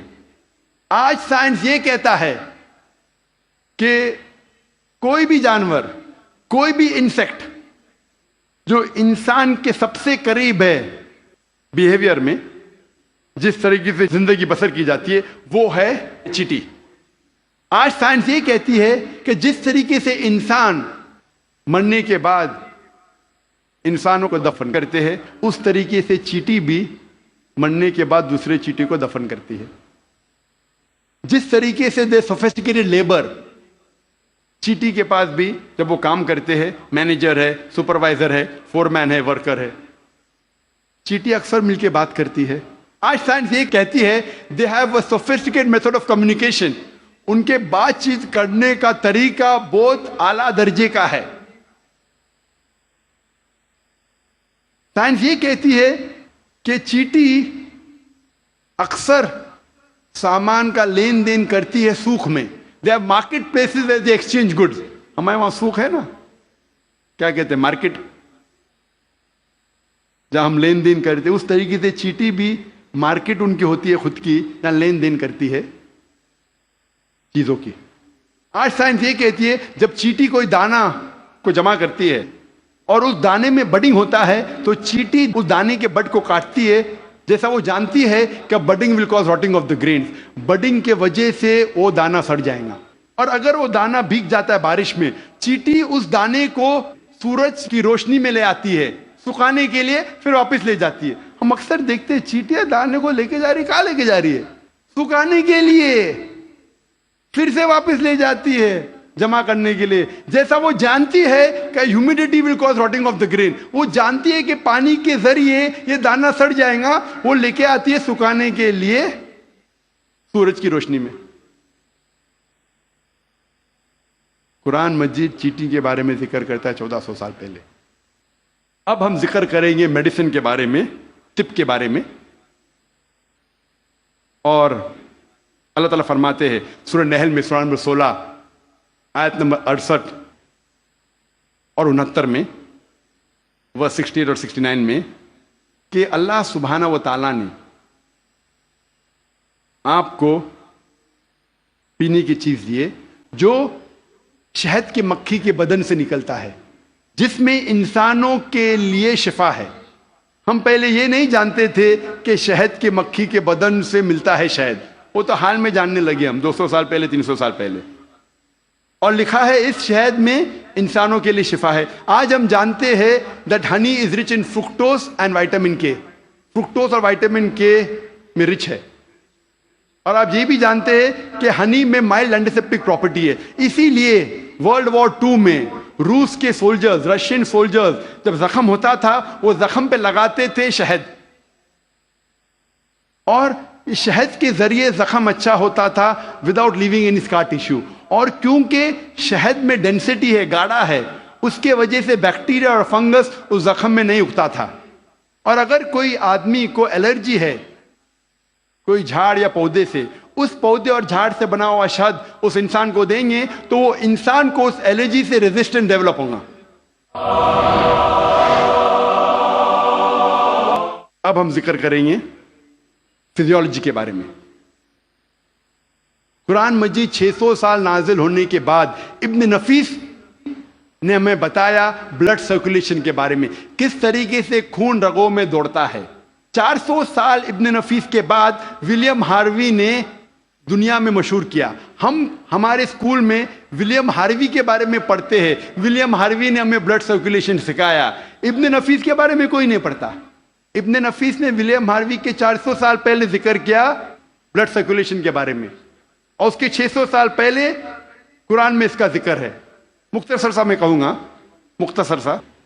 انسان جب کھانا کھاتا ہے جاتا ہے پیٹ میں, پیٹ کے بعد جاتا ہے اتڑیاں میں, اتڑیاں میں سے جو فوڈ سبسٹنس ہے وہ جاتا ہے خون میں, many a time via the complex media of liver, اور خون کے ذریعے جسم کے کئی بھاگوں میں جاتا ہے, کئی اعضاء میں جاتا ہے. It goes to various organs including mammary glands. وہ کئی اعضاء میں جاتا ہے, اور جاتا ہے چھاتی میں بھی, پستان میں بھی, جس سے ملتا ہے دودھ. مختصر قرآن مجید میں بلڈ سرکولیشن اور پروڈکشن آف ملک کے بارے میں کہا گیا ہے سورہ نحل میں سورہ نمبر 16 آیت نمبر 66 میں, آیت نمبر 66. اللہ تعالیٰ فرماتے ہیں کہ میشور میں, کیٹل میں, بھیڑ بکری گائے بیل, ان میں آپ کے لیے نشانی ہے, اور ان کے بدن میں سے آپ کو ملتا ہے پینے کے لیے دودھ, جو آتا ہے انٹسٹائن کے کانسٹیٹوئنٹس اور خون کے درمیان سے, جو آپ کے لیے اچھی چیز ہے. اس کا ذکر ہے سورہ مومنون میں سورہ نمبر 23 آیت نمبر 21 میں, کہ کیٹل میں آپ کے لیے ایک نشانی ہے, ان کے بدن سے آپ کو ملتا ہے دودھ, اور ان میں بہت سے فائدے ہیں, اس کا گوشت آپ کھا سکتے ہیں. قرآن مجید میں production of milk and blood circulation کے بارے میں ذکر ہے ان اے نٹ شیل 1400 سال پہلے. اب ہم ذکر کریں گے ایمبریولوجی کے بارے میں. ایمبریولوجی سائنس کا وہ بھاگ ہے جو خصوصاً جب ماں کے رحم میں بچہ پیدا ہوتا ہے اور کس طریقے سے شروع ہو کے بڑھتا ہے، 9 مہینے تک تقریباً ماں کے رحم میں رہتا ہے، اس کے سٹڈی کو کہتے ہیں انگریزی میں ایمبریولوجی۔ ماں کے رحم میں جو بچہ پیدا ہوتا ہے، آہستہ آہستہ بڑھتا ہے، اس کے سٹڈی کو انگریزی میں کہتے ہیں ایمبریولوجی۔ کئی اربوں نے جتنے بھی قرآن مجید کی آیتیں ہیں جو ایمبریولوجی کے بارے میں ذکر کرتی ہے اور حدیث ہے، اس کو اکٹھا کیا اور قرآن مجید کی آیت کے اوپر عمل کیا۔ سورہ نحل سورہ 16 آیت نمبر 43 اور سورہ انبیاء سورہ نمبر 21 آیت نمبر 7 میں اللہ تعالیٰ فرماتے فَاسْأَلُوا أَهْلَ الذِّكْرِ إِن كُنتُمْ لَا تَعْلَمُونَ، اگر آپ نہیں جانتے تو اس کے پاس جائیے جو ماہر ہے، اس سے پوچھئے جو ماہر ہے، چاہے وہ مسلم یا غیر مسلم ہو۔ اگر آپ نہیں جانتے تو اس سے پوچھئے قرآن کے بارے میں جو اس فن کا ماہر ہے۔ تو کئی اربوں نے ساری آیتیں اور حدیث سے جو ایمبریولوجی کے بارے میں ذکر کرتے اور لے گئے تقریباً 30 سال پہلے، 1980 کے پہلے، ان 1970s، 30-40 سال پہلے، اور لے گئے پروفیسر کیتھ مور کے پاس۔ وہ مسلمان نہیں تھا۔ پروفیسر کیتھ مور اس وقت سارے دنیا کا سب سے بہترین ماہر تھا ایمبریولوجی میں۔ وہ ڈپارٹمنٹ آف اناٹومی کا ہیڈ تھا in university of Toronto Canada میں۔ پروفیسر کیتھ مور کو ساری آیتوں اور حدیث کا ترجمہ پیش کیے اور کہا اس کے بارے میں آپ کو کیا کہنا ہے۔ تو پروفیسر کیتھ مور نے کہا کہ اکثر جو قرآن مجید اور حدیث میں ایمبریولوجی کے بارے میں لکھا ہے وہ 100% صحیح ہے، لیکن کچھ آیتوں کے بارے میں نہیں کہہ سکتا ہوں کہ صحیح ہے، میں یہ بھی نہیں کہہ سکتا ہوں کہ غلط ہے کیونکہ میں خود بھی نہیں جانتا ہوں۔ اور 2 ایسے آیت تھے جو پہلے 2 آیت جو نازل کی گئے تھے، سورہ اقرا سورہ علق سورہ نمبر 96 آیت نمبر 1 اور 2 میں اللہ تعالیٰ فرماتے اقرا بسم ربک الذی خلق خلق الانسان من علق، پڑھو اس کے نام سے جو خالق ہے جس نے انسانوں کو بنایا ہے علقہ سے، خون کے لوتھڑے سے، جونک سے، لیچ لائک سبسٹنس سے۔ پروفیسر کیتھ مور نے کہا میں نہیں جانتا ہوں کہ ایمبریو جب بچہ پہلے سٹیج میں ہوتا ہے، مرحلے میں ہوتا ہے، وہ جونک جیسا لگتا ہے۔ تو پروفیسر کیتھ مور اپنے لیبارٹری میں گئے اور پاورفل مائکروسکوپ کے اندر دیکھا اور ایک جونک کی تصویر لی اور اسے کمپیئر کیا اور وہ حیران ہو گئے یکسانیت پہ۔ اور اس کے بعد جب انہیں 80 سوالات پوچھے گئے ایمبریولوجی کے بارے میں جو قرآن اور حدیث میں ذکر آتا ہے، تو پروفیسر کیتھ مور نے کہا اگر آپ مجھے یہ 30 سال پہلے پوچھتے تو 50% سے زیادہ میں جواب نہیں دے سکتا تھا، کیونکہ embryology is a new branch which is developed in the field of medicine, وہ نئی برانچ ہے میڈیسن کی۔ اور پروفیسر کیتھ مور نے کہا کہ یہ کتاب قرآن مجید کوئی انسان لکھ ہی نہیں سکتا، اور مجھے کوئی شک نہیں ہے کہ یہ قرآن مجید خدا کی طرف سے ہے اور محمد صلی اللہ علیہ وسلم اس خدا کے پیغمبر ہے۔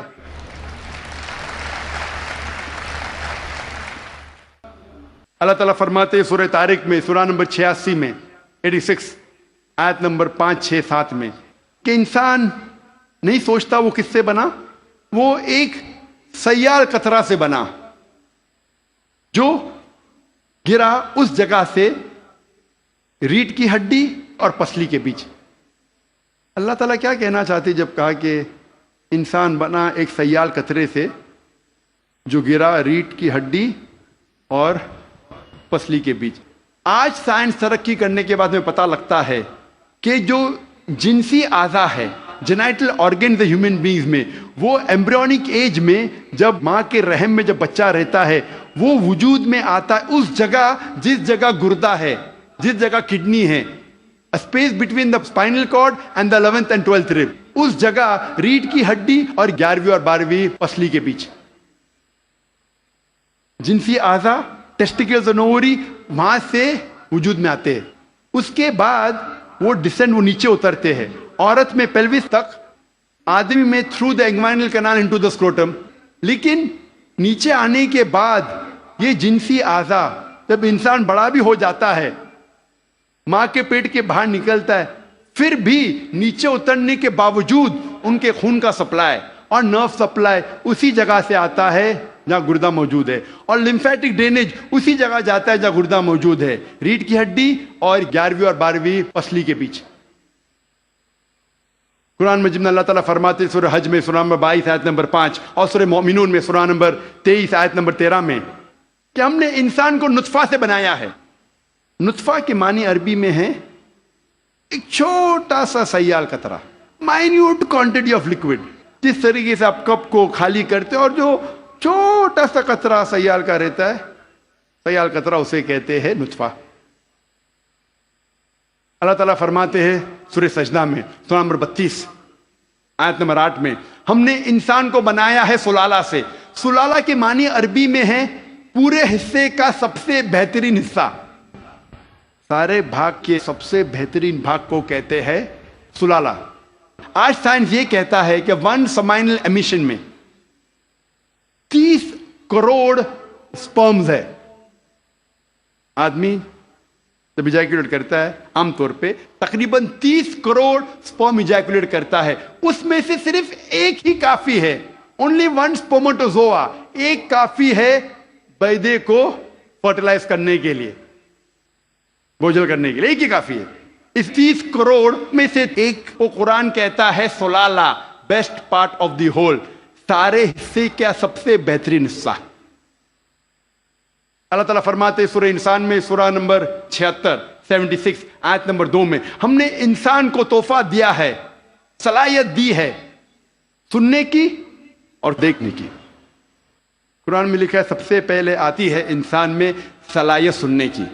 آج سائنس یہ کہتی ہے کہ 22ویں دن میں ماں کے پیٹ میں بچے کا کان اندرونی حصہ شروع ہوتا ہے اور 5ویں مہینے تک کمپلیٹ ہوتا ہے، 7ویں مہینے میں آنکھ کھلتی ہے۔ تو قرآن میں لکھا سب سے پہلے آتی ہے سننے کی صلاحیت، اس کے بعد دیکھنے کی۔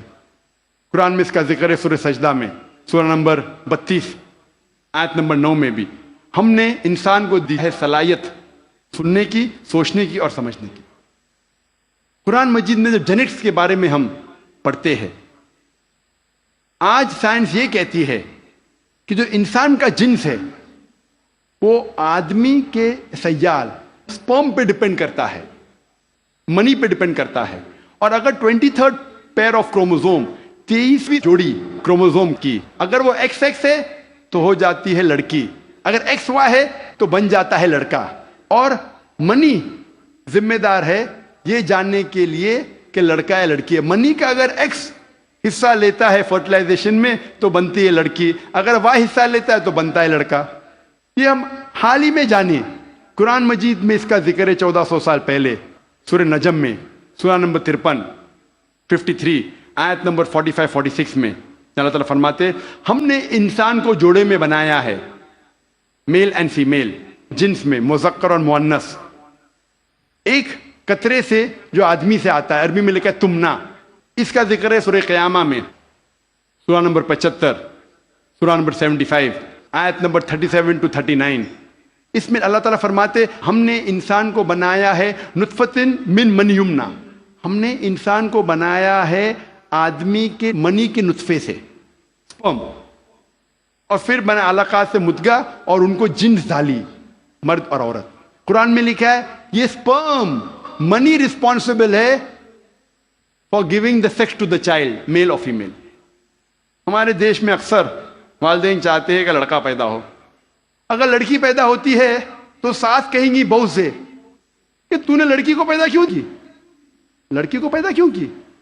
لڑکی یا لڑکا ہونا اللہ سبحانہ تعالیٰ کے ہاتھ میں ہے، لیکن اگر کسی کو دوش دینا ہے تو سائنس اور قرآن کہتا ہے کہ لڑکی یا لڑکا ہونے کے لیے مرد کا سپرم منی از ریسپانسبل، مرد کا منی ذمہ دار ہے۔ تو اگر ساس کو کسی کو دوش دینا ہے تو اپنے بیٹے کو دینا چاہے، بہو کو نہیں، کیونکہ سائنس اور قرآن کہتا ہے کہ سپرم از ریسپانسبل۔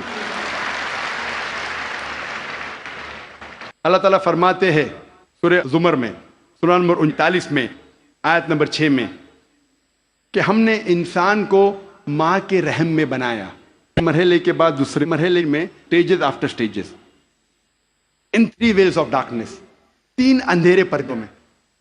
پروفیسر کیت مور نے کہا یہ 3 پردے اندھیرے کے معنی ہیں اینٹی ایبڈومنل وال، یوٹرائن وال، ایمنیو کوریونک میمبرین۔ اینٹی ایبڈومنل وال مطلب ماں کے آگے کی پیٹ کی دیوار، یوٹرائن وال مطلب رحم کی دیوار، اور ایمنیو کوریونک میمبرین۔ قرآن مجید میں ایمبریولوجیکل سٹیجز، کس طریقے سے بچہ آہستہ آہستہ بڑھتا ہے، ماں کے رحم میں پلتا ہے اور بڑا ہوتا ہے، اس کا تفصیل سے ذکر کیا گیا قرآن مجید میں کئی آیتوں میں۔ ایک سورہ کی 3 آیت پیش کروں گا، سورہ مؤمنون کی، سورہ نمبر 23 آیت نمبر 12 سے 14 میں اللہ تعالیٰ فرماتے ہیں کہ ہم نے انسان کو بنایا ہے کوئنٹیسنس آف کلے سے، انسان کو بنایا ہے طین کے سلالے سے، اور پھر اس کو بنایا نطفہ میں، نطفہ کو رکھا قرار مکین میں، پھر نطفے کو بنایا علقہ میں، علقہ سے تبدیل کیا مدغہ میں، مدغہ سے بنایا عظامہ، اور اس عظامہ پر ہم نے ڈالا لحم، اور اللہ سبحانہ و تعالیٰ نے اس کے بعد ایک نئی جاندار چیز بنائی۔ مختصر ہم اس کا ذکر کروں گا۔ اللہ تعالیٰ فرماتے ہم نے انسان کو طین کے سلالہ سے بنایا، نطفہ میں، نطفہ میں نے کہا مائنیوٹ کوانٹٹی آف لکوڈ، سیال قطرہ، اور اس کو ایک قرار مکین میں رکھا، محفوظ جگہ میں، قرار مکین، محفوظ جگہ۔ ہم جانتے ہیں سائنس کہتا ہے کہ ماں کے رحم میں جب بچہ ہے وہ پیچھے کے حصے سے ریڑھ کی ہڈی سے پروٹیکٹڈ ہے، محفوظ ہے، پوسٹیریئر مسل سے، اور آگے سے اینٹی ایبڈومینل وال اور یوٹرائن وال سے۔ ہم نے پھر بنایا علقہ میں۔ علقہ کے 3 معنی ہیں، ایک ہے جوک، دوسرا ہے خون کا لوتڑا، اور تیسرا ہے ٹو کلنگ، مطلب چپک کے لٹکنا۔ علقہ کے 3 معنی، ایک معنی کا ذکر میں کر چکا ہوں کہ جوک ہے، لیچ لائک سبسٹنس۔ وہ دکھنے کے علاوہ آج سائنس یہ کہتی ہے کہ ماں کے رحم میں بچہ جونک جیسا برتاؤ کرتا ہے، ماں کے ذریعے خون چوستا ہے تھرو دا پلیسنٹا، تو دکھنے کے علاوہ جونک جیسا برتاؤ بھی کرتا ہے۔ دوسرے معنی ہے خون کا لوتڑا۔ آج سائنس یہ کہتی ہے کہ شروع میں بلڈ سرکولیشن شروع نہیں ہوتا ہے، رگوں میں خون بہنا شروع نہیں ہوتا ہے، تو دیکھنے میں اس سٹیج میں، اس مرحلے میں وہ دکھتا ہے خون کا لوتھڑا۔ تیسرے معنی ہے کہ چپک کے لٹکنا، something which clings۔ آج سائنس یہ کہتی ہے کہ ماں کے رحم میں بچہ چپک کے لٹکتا ہے ماں کے رحم کے دیوار کو۔ تو تینوں معنی الحمدللہ ثم الحمدللہ جو قرآن مجید میں علقہ کی ہے، تینوں معنی سائنٹیفکلی آج ثابت ہو چکی ہے۔ اس کے بعد علقہ سے بن جاتا ہے مدغہ۔ مدغہ کے معنی چبائی ہوئی چیز، اچوڈ لائک لمپ۔ پروفیسر کیتھ مون نے ایک پلاسٹر سیل لی، اپنے دانت کے درمیان چبائے، اور جب باہر نکالا تو دیکھا کہ وہ دانت کے نشان تھے، اٹ ریزمبل دا سومائٹس، جہاں سے نروز نکلتے ہیں۔ مدغہ کو اللہ تعالیٰ نے بنایا عظامہ میں، عظامہ مانے ہڈی، اور اس ہڈی پہ ڈالے لحم، لحم مطلب گوشت۔ اس کے بعد اللہ سبحانہ و تعالیٰ نے ایک نئی جاندار چیز بنائی۔ اس کے معنی ہے، آج سائنس یہ کہتا ہے کہ اس مرحلے تک جتنے باقی جاندار چیزیں، مثال کے طور پہ خرگوش، مچھلی، انسان، اس کا مرحلہ یکساں ہے۔ اس کے بعد انسان کا مرحلہ سٹیج ڈیفرنٹ ہے، علیحدہ ہے، اور ہمیں دکھتا ہے صرف ہاتھ پیر انسان کے۔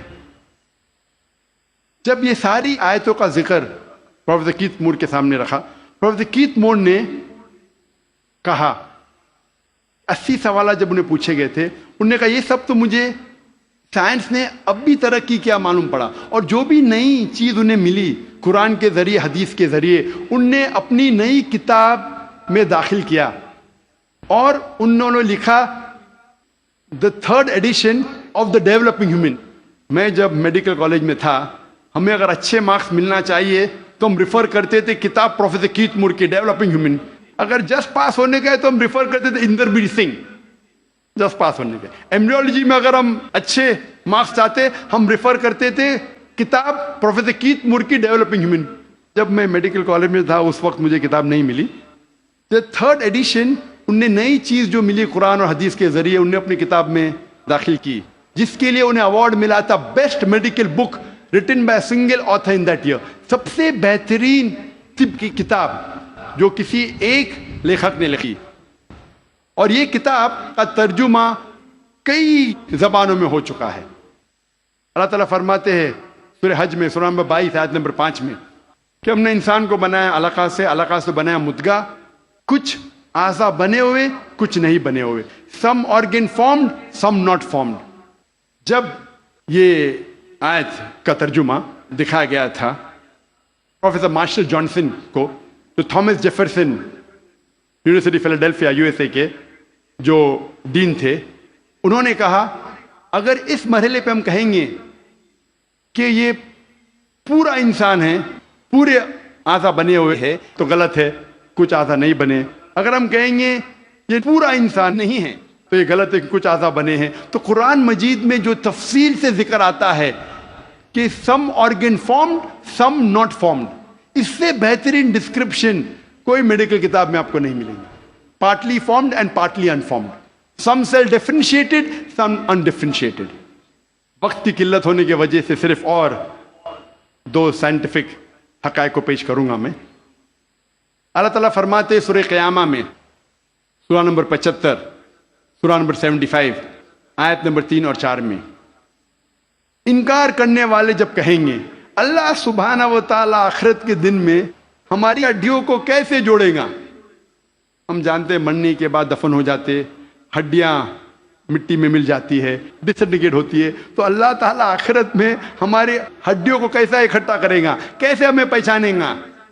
اللہ تعالیٰ کہتا ہے کہ ان سے کہو کہ اللہ سبحانہ و تعالیٰ صرف ہڈیوں کو اکٹھا نہیں کر سکتا، لیکن آپ کی انگلیوں کے پور پور کو پھر سے بنا سکتا ہے. اللہ تعالیٰ کیا کہنا چاہتے ہیں کہ ہڈیوں کو صرف اکٹھا نہیں کر سکتا، لیکن آپ کی انگلیوں کے پور پور کو پھر سے اکٹھا کر سکتا ہے. سن 1880 میں سر فرانسس گولڈ نے ایجاد کیا فنگر پرنٹنگ میتھڈ اور کہا کہ کروڑوں لوگوں کے درمیان 2 لوگ میں یکساں فنگر پرنٹس نہیں ہیں. اور آج ہم فنگر پرنٹنگ میتھڈ استعمال کرتے ہیں مجرم کو پکڑنے کے لیے. انٹرپول کرتی ہے، پولیس کرتی ہے، CID، FBI، CIA، جاننے کے لیے مجرم کون ہے. جو 1880 میں ہم نے جانا 130 سال پہلے، 1400 سال پہلے قرآن میں لکھا ہے ہڈیوں کو تو چھوڑو، ہم آپ کے انگلیوں کے پور پور کو اکٹھا کر سکتے ہیں. میں تقریر کے آخری میں پروفیسر تغرتغ شان کی مثال پیش کرنا چاہتا ہوں. ہم طبیب پہلے یہ سمجھتے تھے کہ درد کا احساس کرنے کے لیے دماغ کافی ہے، brain is sufficient for realizing the pain.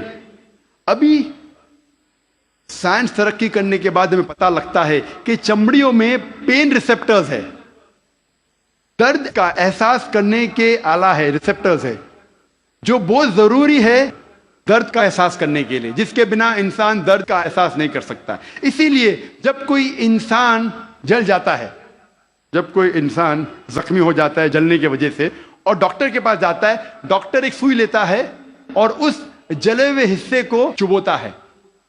اگر مریض کو درد ہوتا ہے ڈاکٹر خوش ہے، pain receptors intact, pain receptors محفوظ ہے. اگر مریض کو درد نہیں ہوتا ہے ڈاکٹر کو افسوس ہوتا ہے، پین ریسپٹرز ختم ہو چکے ہیں، مر چکے ہیں. آج ہمیں پتا چلا کہ پین ریسپٹرز بھی ضروری ہے درد کا احساس کرنے کے لیے. قرآن مجید میں کہا گیا ہے سورہ نساء میں، سورہ نمبر 4، آیت نمبر 56 میں، آیت نمبر 56 میں، جو لوگ ہماری نشانیوں کا انکار کرتے ہیں ان لوگوں کو ہم آخرت میں آگ میں ڈالیں گے، اور جتنی بار ان کی چمڑیاں جلیں گی اتنی بار ہم ان کو نئی چمڑی دیں گے تاکہ وہ درد کا احساس کر سکے. اللہ تعالیٰ کیا کہنا چاہتا ہے کہ جو لوگ ہماری نشانیوں کو جھٹلاتے ہیں، انکار کرتے ہیں، ہم ان کو آخرت میں آگ میں ڈالیں گے، اور جتنی بار ان کی چمڑیاں جلیں گی اتنی بار ہم ان کو نئی چمڑی دیں گے تاکہ وہ درد کا احساس کر سکے. اللہ تعالیٰ یہ کہنا چاہتا ہے کہ چمڑیوں میں پین ریسپٹرز ہے، اگر پین ریسپٹرز مر گئے تو درد کیسا ہوگا؟ تو درد کا احساس دلانے کے لیے نئی چمڑی دیں گے، جلیں گی نئی چمڑی دیں گے. پروفیسر تغرتغ شان وہ ڈین ہیں ایک میڈیکل کالج کے یونیورسٹی تھائی لینڈ میں، اور انہوں نے کئی سال بتائے پین ریسپٹرز پہ تحقیق کرنے میں. جب ان کو یہ ترجمہ دیا قرآن مجید کی آیت کا، انہوں نے کہا یہ ممکن ہی نہیں ہے، یہ کتاب 1400 سال پہلے پین ریسپٹرز کے بارے میں ذکر کر رہی، ہم نے تو آج ہی نہیں جانا. وہ ماننے سے انکار کیے. پھر اس کے بعد جب تحقیق کی، دوسرے سائنٹسٹ، سائنسداں سے چیک کیا کہ ترجمہ صحیح تھا، اتنے متاثر ہوئے کہ 8ویں کانفرنس ریاض میں، سائنٹیفک سائنس آف قرآن میں، اس کانفرنس کے بیچ ہی پروفیسر تغا تغا شون نے شہادت دی اور کہا لا الہ الا اللہ محمد رسول اللہ، نہ کوئی معبود اللہ کے علاوہ، اور اس کے آخری پیغمبر محمد صلی اللہ علیہ وسلم میں. وآخر دعوانا الحمدللہ رب العالمین. جزاک اللہ ڈاکٹر ذاکر نائک صاحب. ہم ان سے معلوماتی تقریر سماعت کر رہے تھے. سائنس کی ترقیات کو دیکھ کر لوگوں نے محسوس کیا کہ اب تو مذہب کا جنازہ نکل جائے گا، وہ بے نام و نشان ہو جائے گا. لیکن ہم نے سنا اور ہمیں معلوم ہوا کہ سائنس نے مذہب کو مزید طاقت پہنچائی. غالب نے اس پر ایک شعر کہا تھا کہ تھی خبر گرم کے اڑنگے پرزے، تھی خبر گرم کے غالب کے اڑنگے پرزے، دیکھنے ہم بھی گئے تھے پر تماشا نہ ہوا.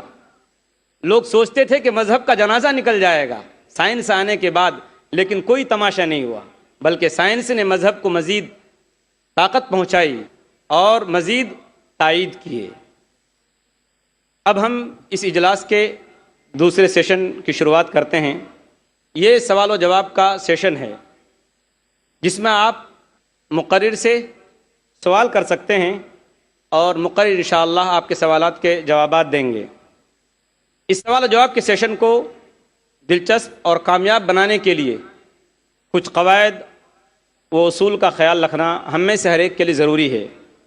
سوالات کرنے والوں کے لیے 3 مائک کا انتظام کیا گیا ہے. ایک مائک میرے بائیں جانب یعنی اسٹیج کے بائیں طرف، اور ایک مائک سینٹر میں بیچ کی طرف، اور ایک مائک خواتین کے شعبے میں رکھا گیا ہے.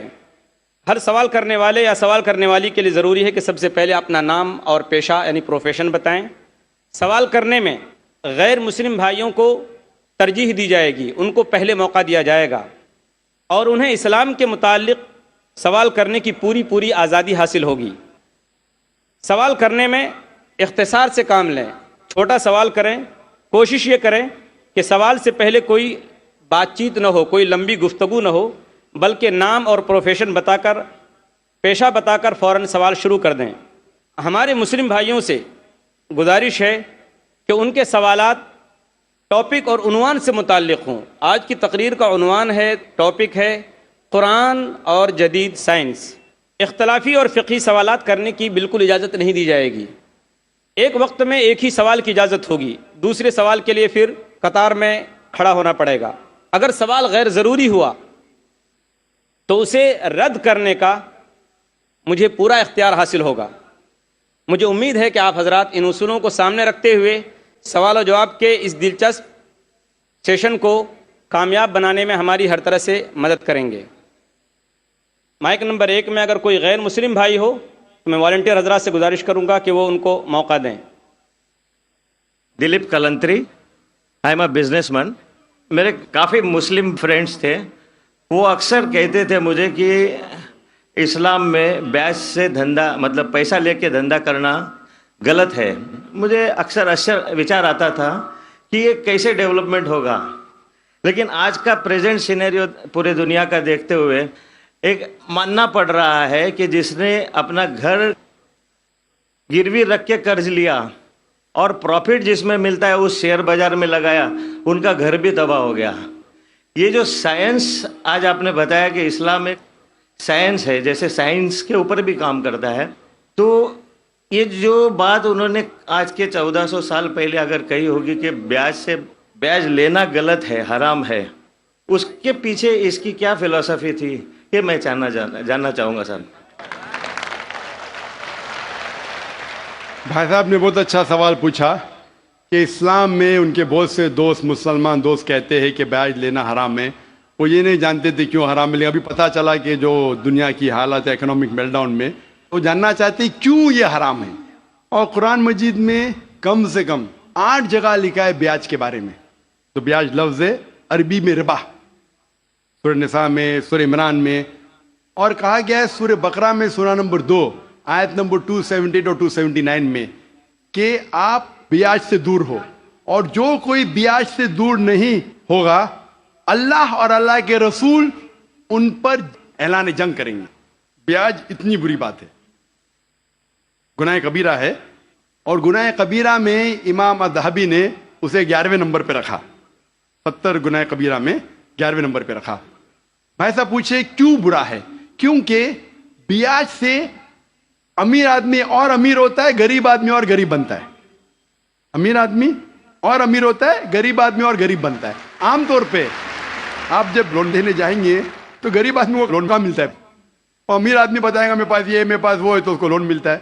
तो अमीर और अमीर बनता है, गरीब और गरीब बनता है। इसीलिए कुरान में सूरह अल हशर में सूरह नंबर 59 आयत नंबर 7 में अल्लाह ताला फरमाते कि ज़कात दो ताकि दौलत इंसानों के बीच घूमे, सिर्फ अमीरों में नहीं रहे। और ब्याज से क्या होता है? इन इस्लामिक फिलॉसफी हम कहते हैं प्रॉफिट एंड लॉस शेयरिंग। मुनाफा और नुकसान को हम बांटेंगे।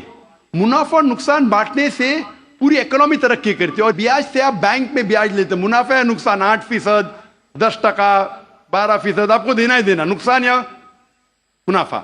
लेकिन तो आप देखते शेयरिंग ऑफ द रिस्पॉन्सिबिलिटी, अगर नुकसान हुआ तो हम नुकसान शेयर करेंगे, प्रॉफिट हुआ प्रॉफिट शेयर करेंगे। ब्याज में क्या होता है? मिसाल के तौर पे बैंक में, मैं एक लंबी तकरीर दे चुका हूं इस पे, अभी वक्त नहीं है, सिर्फ ये बोलूंगा कि ब्याज में क्या होता है। मिसाल के तौर पे बैंक ए के पास सपोज 100 रुपया है, वो बैंक बी को 10 रुपया रख के 90 रुपया देती है बैंक बी को। बैंक बी उसमें से 9 रुपया रखता है, बाकी का 90% देता है बैंक सी को। बैंक सी 10% रखती, 90% रखती डी को, डी देता ई को। तो लोग कहते हैं मार्केट में हजारों रुपये है कितने? 100 रुपया। तो आज की तहकीक कहते हैं मार्केट में फ्लोट हो रहा है $6 ट्रिलियन, है तो कुछ नहीं, बहुत कम फ्लोट हो रहा है $6 ट्रिलियन। एक जन बेचता है, सब लोग बेचने शुरू होते। लीमैन ब्रदर्स, कौन सोच सकता था कि लीमैन ब्रदर नंबर 1 बैठ जाएगा? उसके बाद सिटी ग्रुप, एक बेटा सब बेचते गए पूरी दुनिया में एक के बाद एक। तो क्योंकि it doesn't improve the society. Islamic वे के अंदर जांच पड़ताल होती, किसको लोन देना किसको नहीं देना, प्रॉफिट एंड लॉस शेयरिंग है। सन 1980 में बैंक फंड करती थी गैम्बलिंग डेन को, शराब खाने को, कॉमन हो गया। इसके बारे में अगर तकरीर मेरी सुनेंगे, interest free economy promulgated by the Quran, Riba किस तरीके से हराम है, उसके ऊपर तकरीर मैंने की है। अगर वो सुनेंगे उसमें और डिटेल में मैं तस्करा कर रहा हूं क्यों इंटरेस्ट हराम है। लेकिन इन शॉर्ट वापिस से आज Japan, America sending emissaries Islamic bank के बारे में जानने के लिए।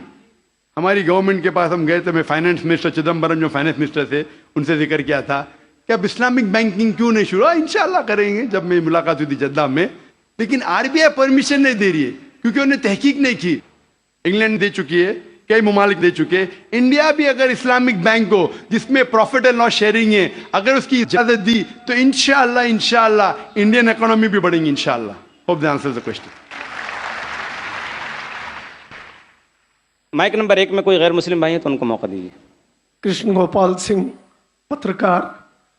मैं विद्वान श्री नाइक साहब से ये जानना चाहूँगा कि आज के आतंकवाद पर इस्लाम का क्या नजरिया है?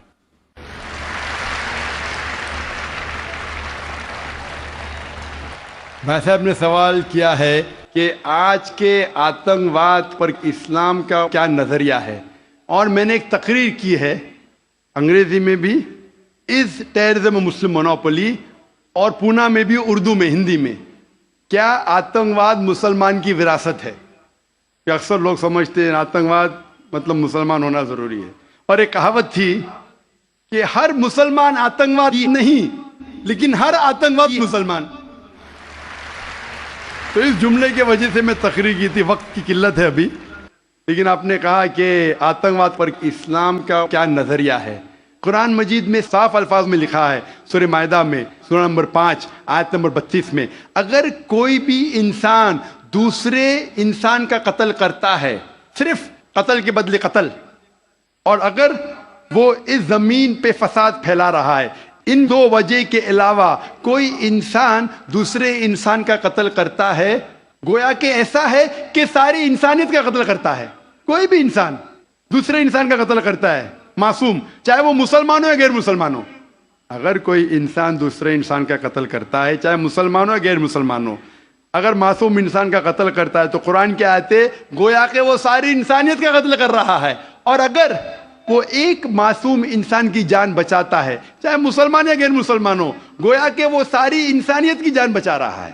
تو مختصر سا یہ جواب ہے، اگر کوئی معصوم لوگ کا قتل کر رہا ہے اسلام میں حرام ہے۔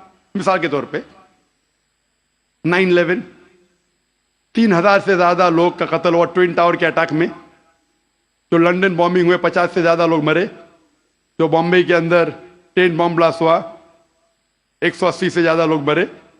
معصوم انسان کا قتل کرنا حرام ہے۔ یہ سارے جتنے اٹیکس ہے کس نے کیا میں جانتا نہیں ہوں، میڈیا کہتی ہو سکتا ہے مسلمان، میرے پاس کوئی ثبوت نہیں ہے۔ جس نے بھی کیا اس نے غلط کیا، چاہے وہ مسلمان نے کیا غیر مسلمان نے کیا، لیکن اب تک یہ سارے اٹیکس کا کوئی ثبوت نہیں ہے کوئی بھی گورنمنٹ کے پاس، نہ USA کے پاس، نہ UK کے پاس، نہ انڈیا کے پاس۔ پرائم سسپیکٹ کہتے ہیں، لیکن جس نے بھی یہ قتل کیا چاہے مسلم ہے غیر مسلم ہے وہ حرام ہے۔ لیکن ساتھ ساتھ مجھے یہ بھی کہنا ہے کہ ہزاروں لوگ جب افغانستان میں ان کا قتل ہوا بم کے ذریعے، پلین کے ذریعے بم گرائے گئے، وہ بم جا کے نیچے اور بم بنتے ہیں۔ عراق میں لاکھوں لوگ کا قتل ہوا، افغانستان میں، عراق میں، یہ بڑے دہشت گرد اور ہزاروں لوگ کا قتل کیا جو گجرات میں ہوا۔ جب ہم کہتے ہیں کہ 9/11 کو آپ غلط کہو، ٹرین بامبنگ ان لنڈن غلط کہو، جو بامبنگ بامبے میں ہوئی وہ غلط ہے، اس کے ساتھ ساتھ یہ بھی کہو کہ افغانستان میں لاکھوں لوگ کا قتل ہوا وہ بھی غلط ہے، عراق میں جو لاکھوں لوگ کا قتل ہوا وہ بھی غلط ہے، جو معصوم لوگ کا قتل ہو رہا ہے پیلسٹائن میں وہ بھی غلط ہے۔ ہمیں ڈبل سٹینڈرڈ نہیں کرنا چاہیے۔ پیلسٹائن میں ہو رہا ہے، معصوم لوگ کا قتل ہو رہا ہے، بچے لوگ کا قتل کیا جا رہا ہے، وہ UN نہیں بولتی ہے دہشت گرد، کیوں؟ Double standard. تو جو بھی معصوم انسان کا قتل کر رہا ہے چاہے وہ مسلمان ہو یا غیر مسلمان ہو وہ دوشی ہے اور حرام ہے، اسلام اس کی سخت مخالفت کرتا ہے۔ جی بھائی صاحب، مائک نمبر 2 سے سوال۔ نمسکار صاحب، میں کانتی بھائی گاندھی، چیئرمین ساسپیرا پاورلوم سینٹر۔ میرا سوال صرف ایک ہی ہے، جہاد کا ایکچوئل میننگ کیا ہے، اور جہاد کے نام پہ جموں کشمیر میں جو آج خون خرابہ ہو رہا اس کے اوپر آپ کی پرتیکریا کیا ہے؟ بھائی صاحب نے ایک بہت اہم سوال پوچھا۔ آج کی تاریخ میں سب سے بدنام لفظ اسلام میں ہے وہ ہے لفظ جہاد، اور جہاد کے بارے میں سب سے زیادہ غلط فہمی ہے، صرف غیر مسلمانوں کو نہیں مسلمانوں کو بھی۔ اکثر لوگ سمجھتے ہیں کہ جہاد کی معنی کوئی بھی مسلمان اگر جھگڑا کر رہا ہے، لڑائی کر رہا ہے، چاہے ذاتی فائدے کے لیے ہو، چاہے اپنے نام کے لیے ہو، چاہے زمین کے لیے ہو، چاہے پیسہ کے لیے ہو، وہ ہے جہاد۔ جہاد کے معنی یہ نہیں کہ کوئی بھی مسلمان کوئی بھی وجہ سے لڑائی کر رہا ہے، چاہے مال کے لیے ہو، چاہے نام کے لیے ہو، چاہے جگہ کے لیے ہو۔ جہاد کی معنی وہ عربی لفظ آتا ہے جہادہ سے، معنی جد و جہد، ٹو اسٹرائیو، ٹو اسٹرگل۔ اسلام کے پس منظر میں جہاد کی معنی ہے اپنے نفس سے جد و جہد کرنا، ایول انکلینیشن کے اگینسٹ، جو اپنا نفس برے چیزیں چاہتا ہے اپنے نفس کے خلاف جد و جہد کرنے کو کہتے ہیں جہاد۔ اگر آپ معاشرے کو سدھارنے کے لیے جد و جہد کر رہے اسے کہتے ہیں جہاد۔ اگر آپ سیلف ڈیفنس میں لڑ رہے ہیں اسے کہتے ہیں جہاد۔ اگر آپ آپریشن کے خلاف جھگڑا کر رہے اسے کہتے ہیں جہاد۔ جہاد کے معنی ہے جد و جہد کرنا۔ اور اکثر میڈیا میں کہا جاتا ہے جہاد کے معنی ہولی وار، صرف غیر مسلمان نے، کئی مسلمان بھی انورٹڈ کامرس میں اپنے آپ کو اسکالر سمجھتے ہیں، جہاد کا ترجمہ کرتے ہولی وار، بالکل غلط ہے۔ ہولی وار عربی میں حرب مقدسہ، اور اب قرآن مجید اٹھاؤ، کہیں بھی قرآن مجید میں حرب مقدسہ نہیں لکھا ہے، کوئی بھی حدیث میں نہیں لکھا ہے۔ جہاد کے معنی ہولی وار نہیں ہے، پاک جنگ نہیں ہے۔ یہ لفظ ہولی وار سب سے پہلے استعمال کیا گیا تھا کرسچن کروسیڈرز کے لیے، جب کرسچن کروسیڈرز کرسچینٹی کے نام پہ ہزاروں لوگ کا قتل کیے، اسے کہتے تھے ہولی وار۔ آج وہ استعمال ہو رہا ہے مسلمان کے لیے۔ جہاد ڈزنٹ مین ہولی وار۔ آپ نے کہا کہ کشمیر میں جو ہو رہا ہے مارنا، لڑنا، جھگڑنا، کیا جہاد ہے؟ اگر وہ جد و جہد کر رہے ہیں قرآن و حدیث کے مطابق اپنے نفس کے خلاف، جو غلط چیز ہے اس کے خلاف معاشرے کو سدھارنے کے لیے، تو وہ صحیح جہاد ہے. اور جہاد دو قسم کے ہوتے ہیں. ایک ہوتا ہے جہاد فی سبیل اللہ، اللہ کے راہ میں جہاد جو قرآن و حدیث کے مطابق ہے. دوسرا جہاد ہے جہاد فی سبیل شیطان، تو شیطان کے راہ میں جہاد کرنا، جدوجہد کر رہے معاشرے کو بگاڑنے کے لیے، اسے کہتے ہیں جہاد فی سبیل شیطان. ہر مسلمان کو کرنا چاہیے جہاد فی سبیل اللہ، جد و جہد قرآن اور صحیح حدیث کے مطابق. کشمیر میں کیا ہو رہا ہے، میں نے کوئی انٹرویو لیا نہیں ان کا، جو میں پریس میں سنتا ہوں، میں اس کی تحقیق نہیں کیا ہوں. قرآن میں لکھا ہے سورہ حجرات میں سورہ نمبر 49 آیت نمبر 6 میں، جب بھی کوئی معلومات آپ تک پہنچتی ہے اس کی تحقیق کرو تیسرے کو پہنچانے کے پہلے. میں تحقیق نہیں کیا ہوں اس لیے کہہ نہیں سکتا ہوں کون سا جہاد ہے. لیکن یہ جو لڑنے جھگڑنے کی بات ہو رہی ہے، جو لوگ اکثر مسلمان کو دوشی ٹھہراتے ہیں، میں آپ سے پوچھنا چاہتا ہوں کہ آپ نے مہابھارت پڑھی؟ مہابھارت میں لڑنے جھگڑنے کے منتر قرآن سے کئی گنا زیادہ ہے. مہابھارت میں لڑنے کے شلوک منترا قرآن مجید سے کئی زیادہ ہے. بھگوت گیتا ایک مہابھارت کا حصہ ہے، 18 جز 18 چیپٹرز انوشاسن پرو کے، جس میں شری کرشن ارجن کو ایڈوائز دیتے ہیں، سمجھاتے ہیں. جب ہم پڑھتے ہیں Bhagavad Gita chapter number 1 mantra number 43 سے 46 تک کے، ارجن کہتا ہے، اپنے جو ہتھیار ہے زمین پہ رکھ کے ارجن کہتا ہے کہ میں اس میدان جنگ میں نہتا مرنے کو پسند کروں گا بنسبت اپنے رشتہ داروں سے لڑوں اور جھگڑا کروں. چند شلوک بعد Bhagavad Gita chapter number 2 verse number 2 اور 3 شری کرشن کہتے Arjun how can you be so important. Hindi میں ترجمہ کروں گا، آپ نپنسک کیسے بن گئے؟ شتریا کا دھرم ہے لڑنا، اور آپ اگر لڑیں گے تو آپ جائیں گے سورگ میں. بھاگیوان ہے وہ شتریا. Bhagavad Gita chapter number 2 verse number 31. بھاگیوان ہے وہ شتریا جس کو لڑنے کا موقع ملتا ہے. تو کیا بھگوت گیتا غلط ہے؟ اس پس منظر میں ہم جانتے ہیں کہ یہاں شری کرشن کہہ رہے ارجن سے حق کے لیے لڑو. میں اگر یہ کہوں گا کہ بھگوت گیتا کہتا ہے، شری کرشن کہتے ہیں کہ اپنے رشتہ داروں کا قتل کرو، یہ شیطانی حرکت ہے، پس منظر کے خلاف ہے. اگر میں ایسا کہوں گا کہ شری کرشن کہہ رہے ارجن سے رشتہ داروں کا قتل کرو، تو یہ شیطانی حرکت ہے. میں طالب علم ہوں اسلام اور دیگر مذاہب کا، میں بھگوت گیتا پڑھ چکا ہوں. اس کا پس منظر یہ ہے، شری کرشن کہہ رہے کہ حق کے لیے، سچائی کے لیے لڑو، چاہے وہ آپ کے رشتہ دار ہو. تو صحیح ہے، اسی کا ذکر قرآن میں ہے. جتنے آیت ارون شوری اور جو اسلام کے اینیمیز ہے جو کوٹ کرتے ہو، پس منظر میں وہ حق کی لڑائی ہے. جس طریقے سے بھگوت گیتا مہابھارت میں کئی زیادہ قرآن سے زیادہ لڑنے کی آیت ہے. تو اسی لیے جب پس منظر دیکھتے پتا چلتا ہے اس کتاب میں کیا لکھا گیا ہے. تو اس پس منظر میں میں بھگوت گیتا کے ساتھ ہوں جب وہ کہتے لڑنے کے لیے کہ حق کے لیے رشتہ دار سے بھی لڑو. وہی آیت قرآن میں سورہ نساء میں سورہ نمبر 4 آیت نمبر 135 میں، یا ایھا الذین آمنو، سورہ نساء سورہ نمبر 4 آیت نمبر 135 میں، یا ایھا الذین آمنو، اے ایمان والو، اللہ کے لیے حق کی گواہی دو. حق کے لیے بی وٹنس ٹو اللہ سبحانہ و تعالیٰ، چاہے وہ اپنے آپ کے خلاف ہو، چاہے آپ کے والدین کے خلاف ہو، امیر یا غریب. مطلب اگر گواہی دینے کے حق کے لیے چاہے خود کا بھی نقصان ہو پھر بھی حق کی گواہی دو. تو یہ تھا ان شارٹ اباؤٹ جہاد. Hope the answer the question.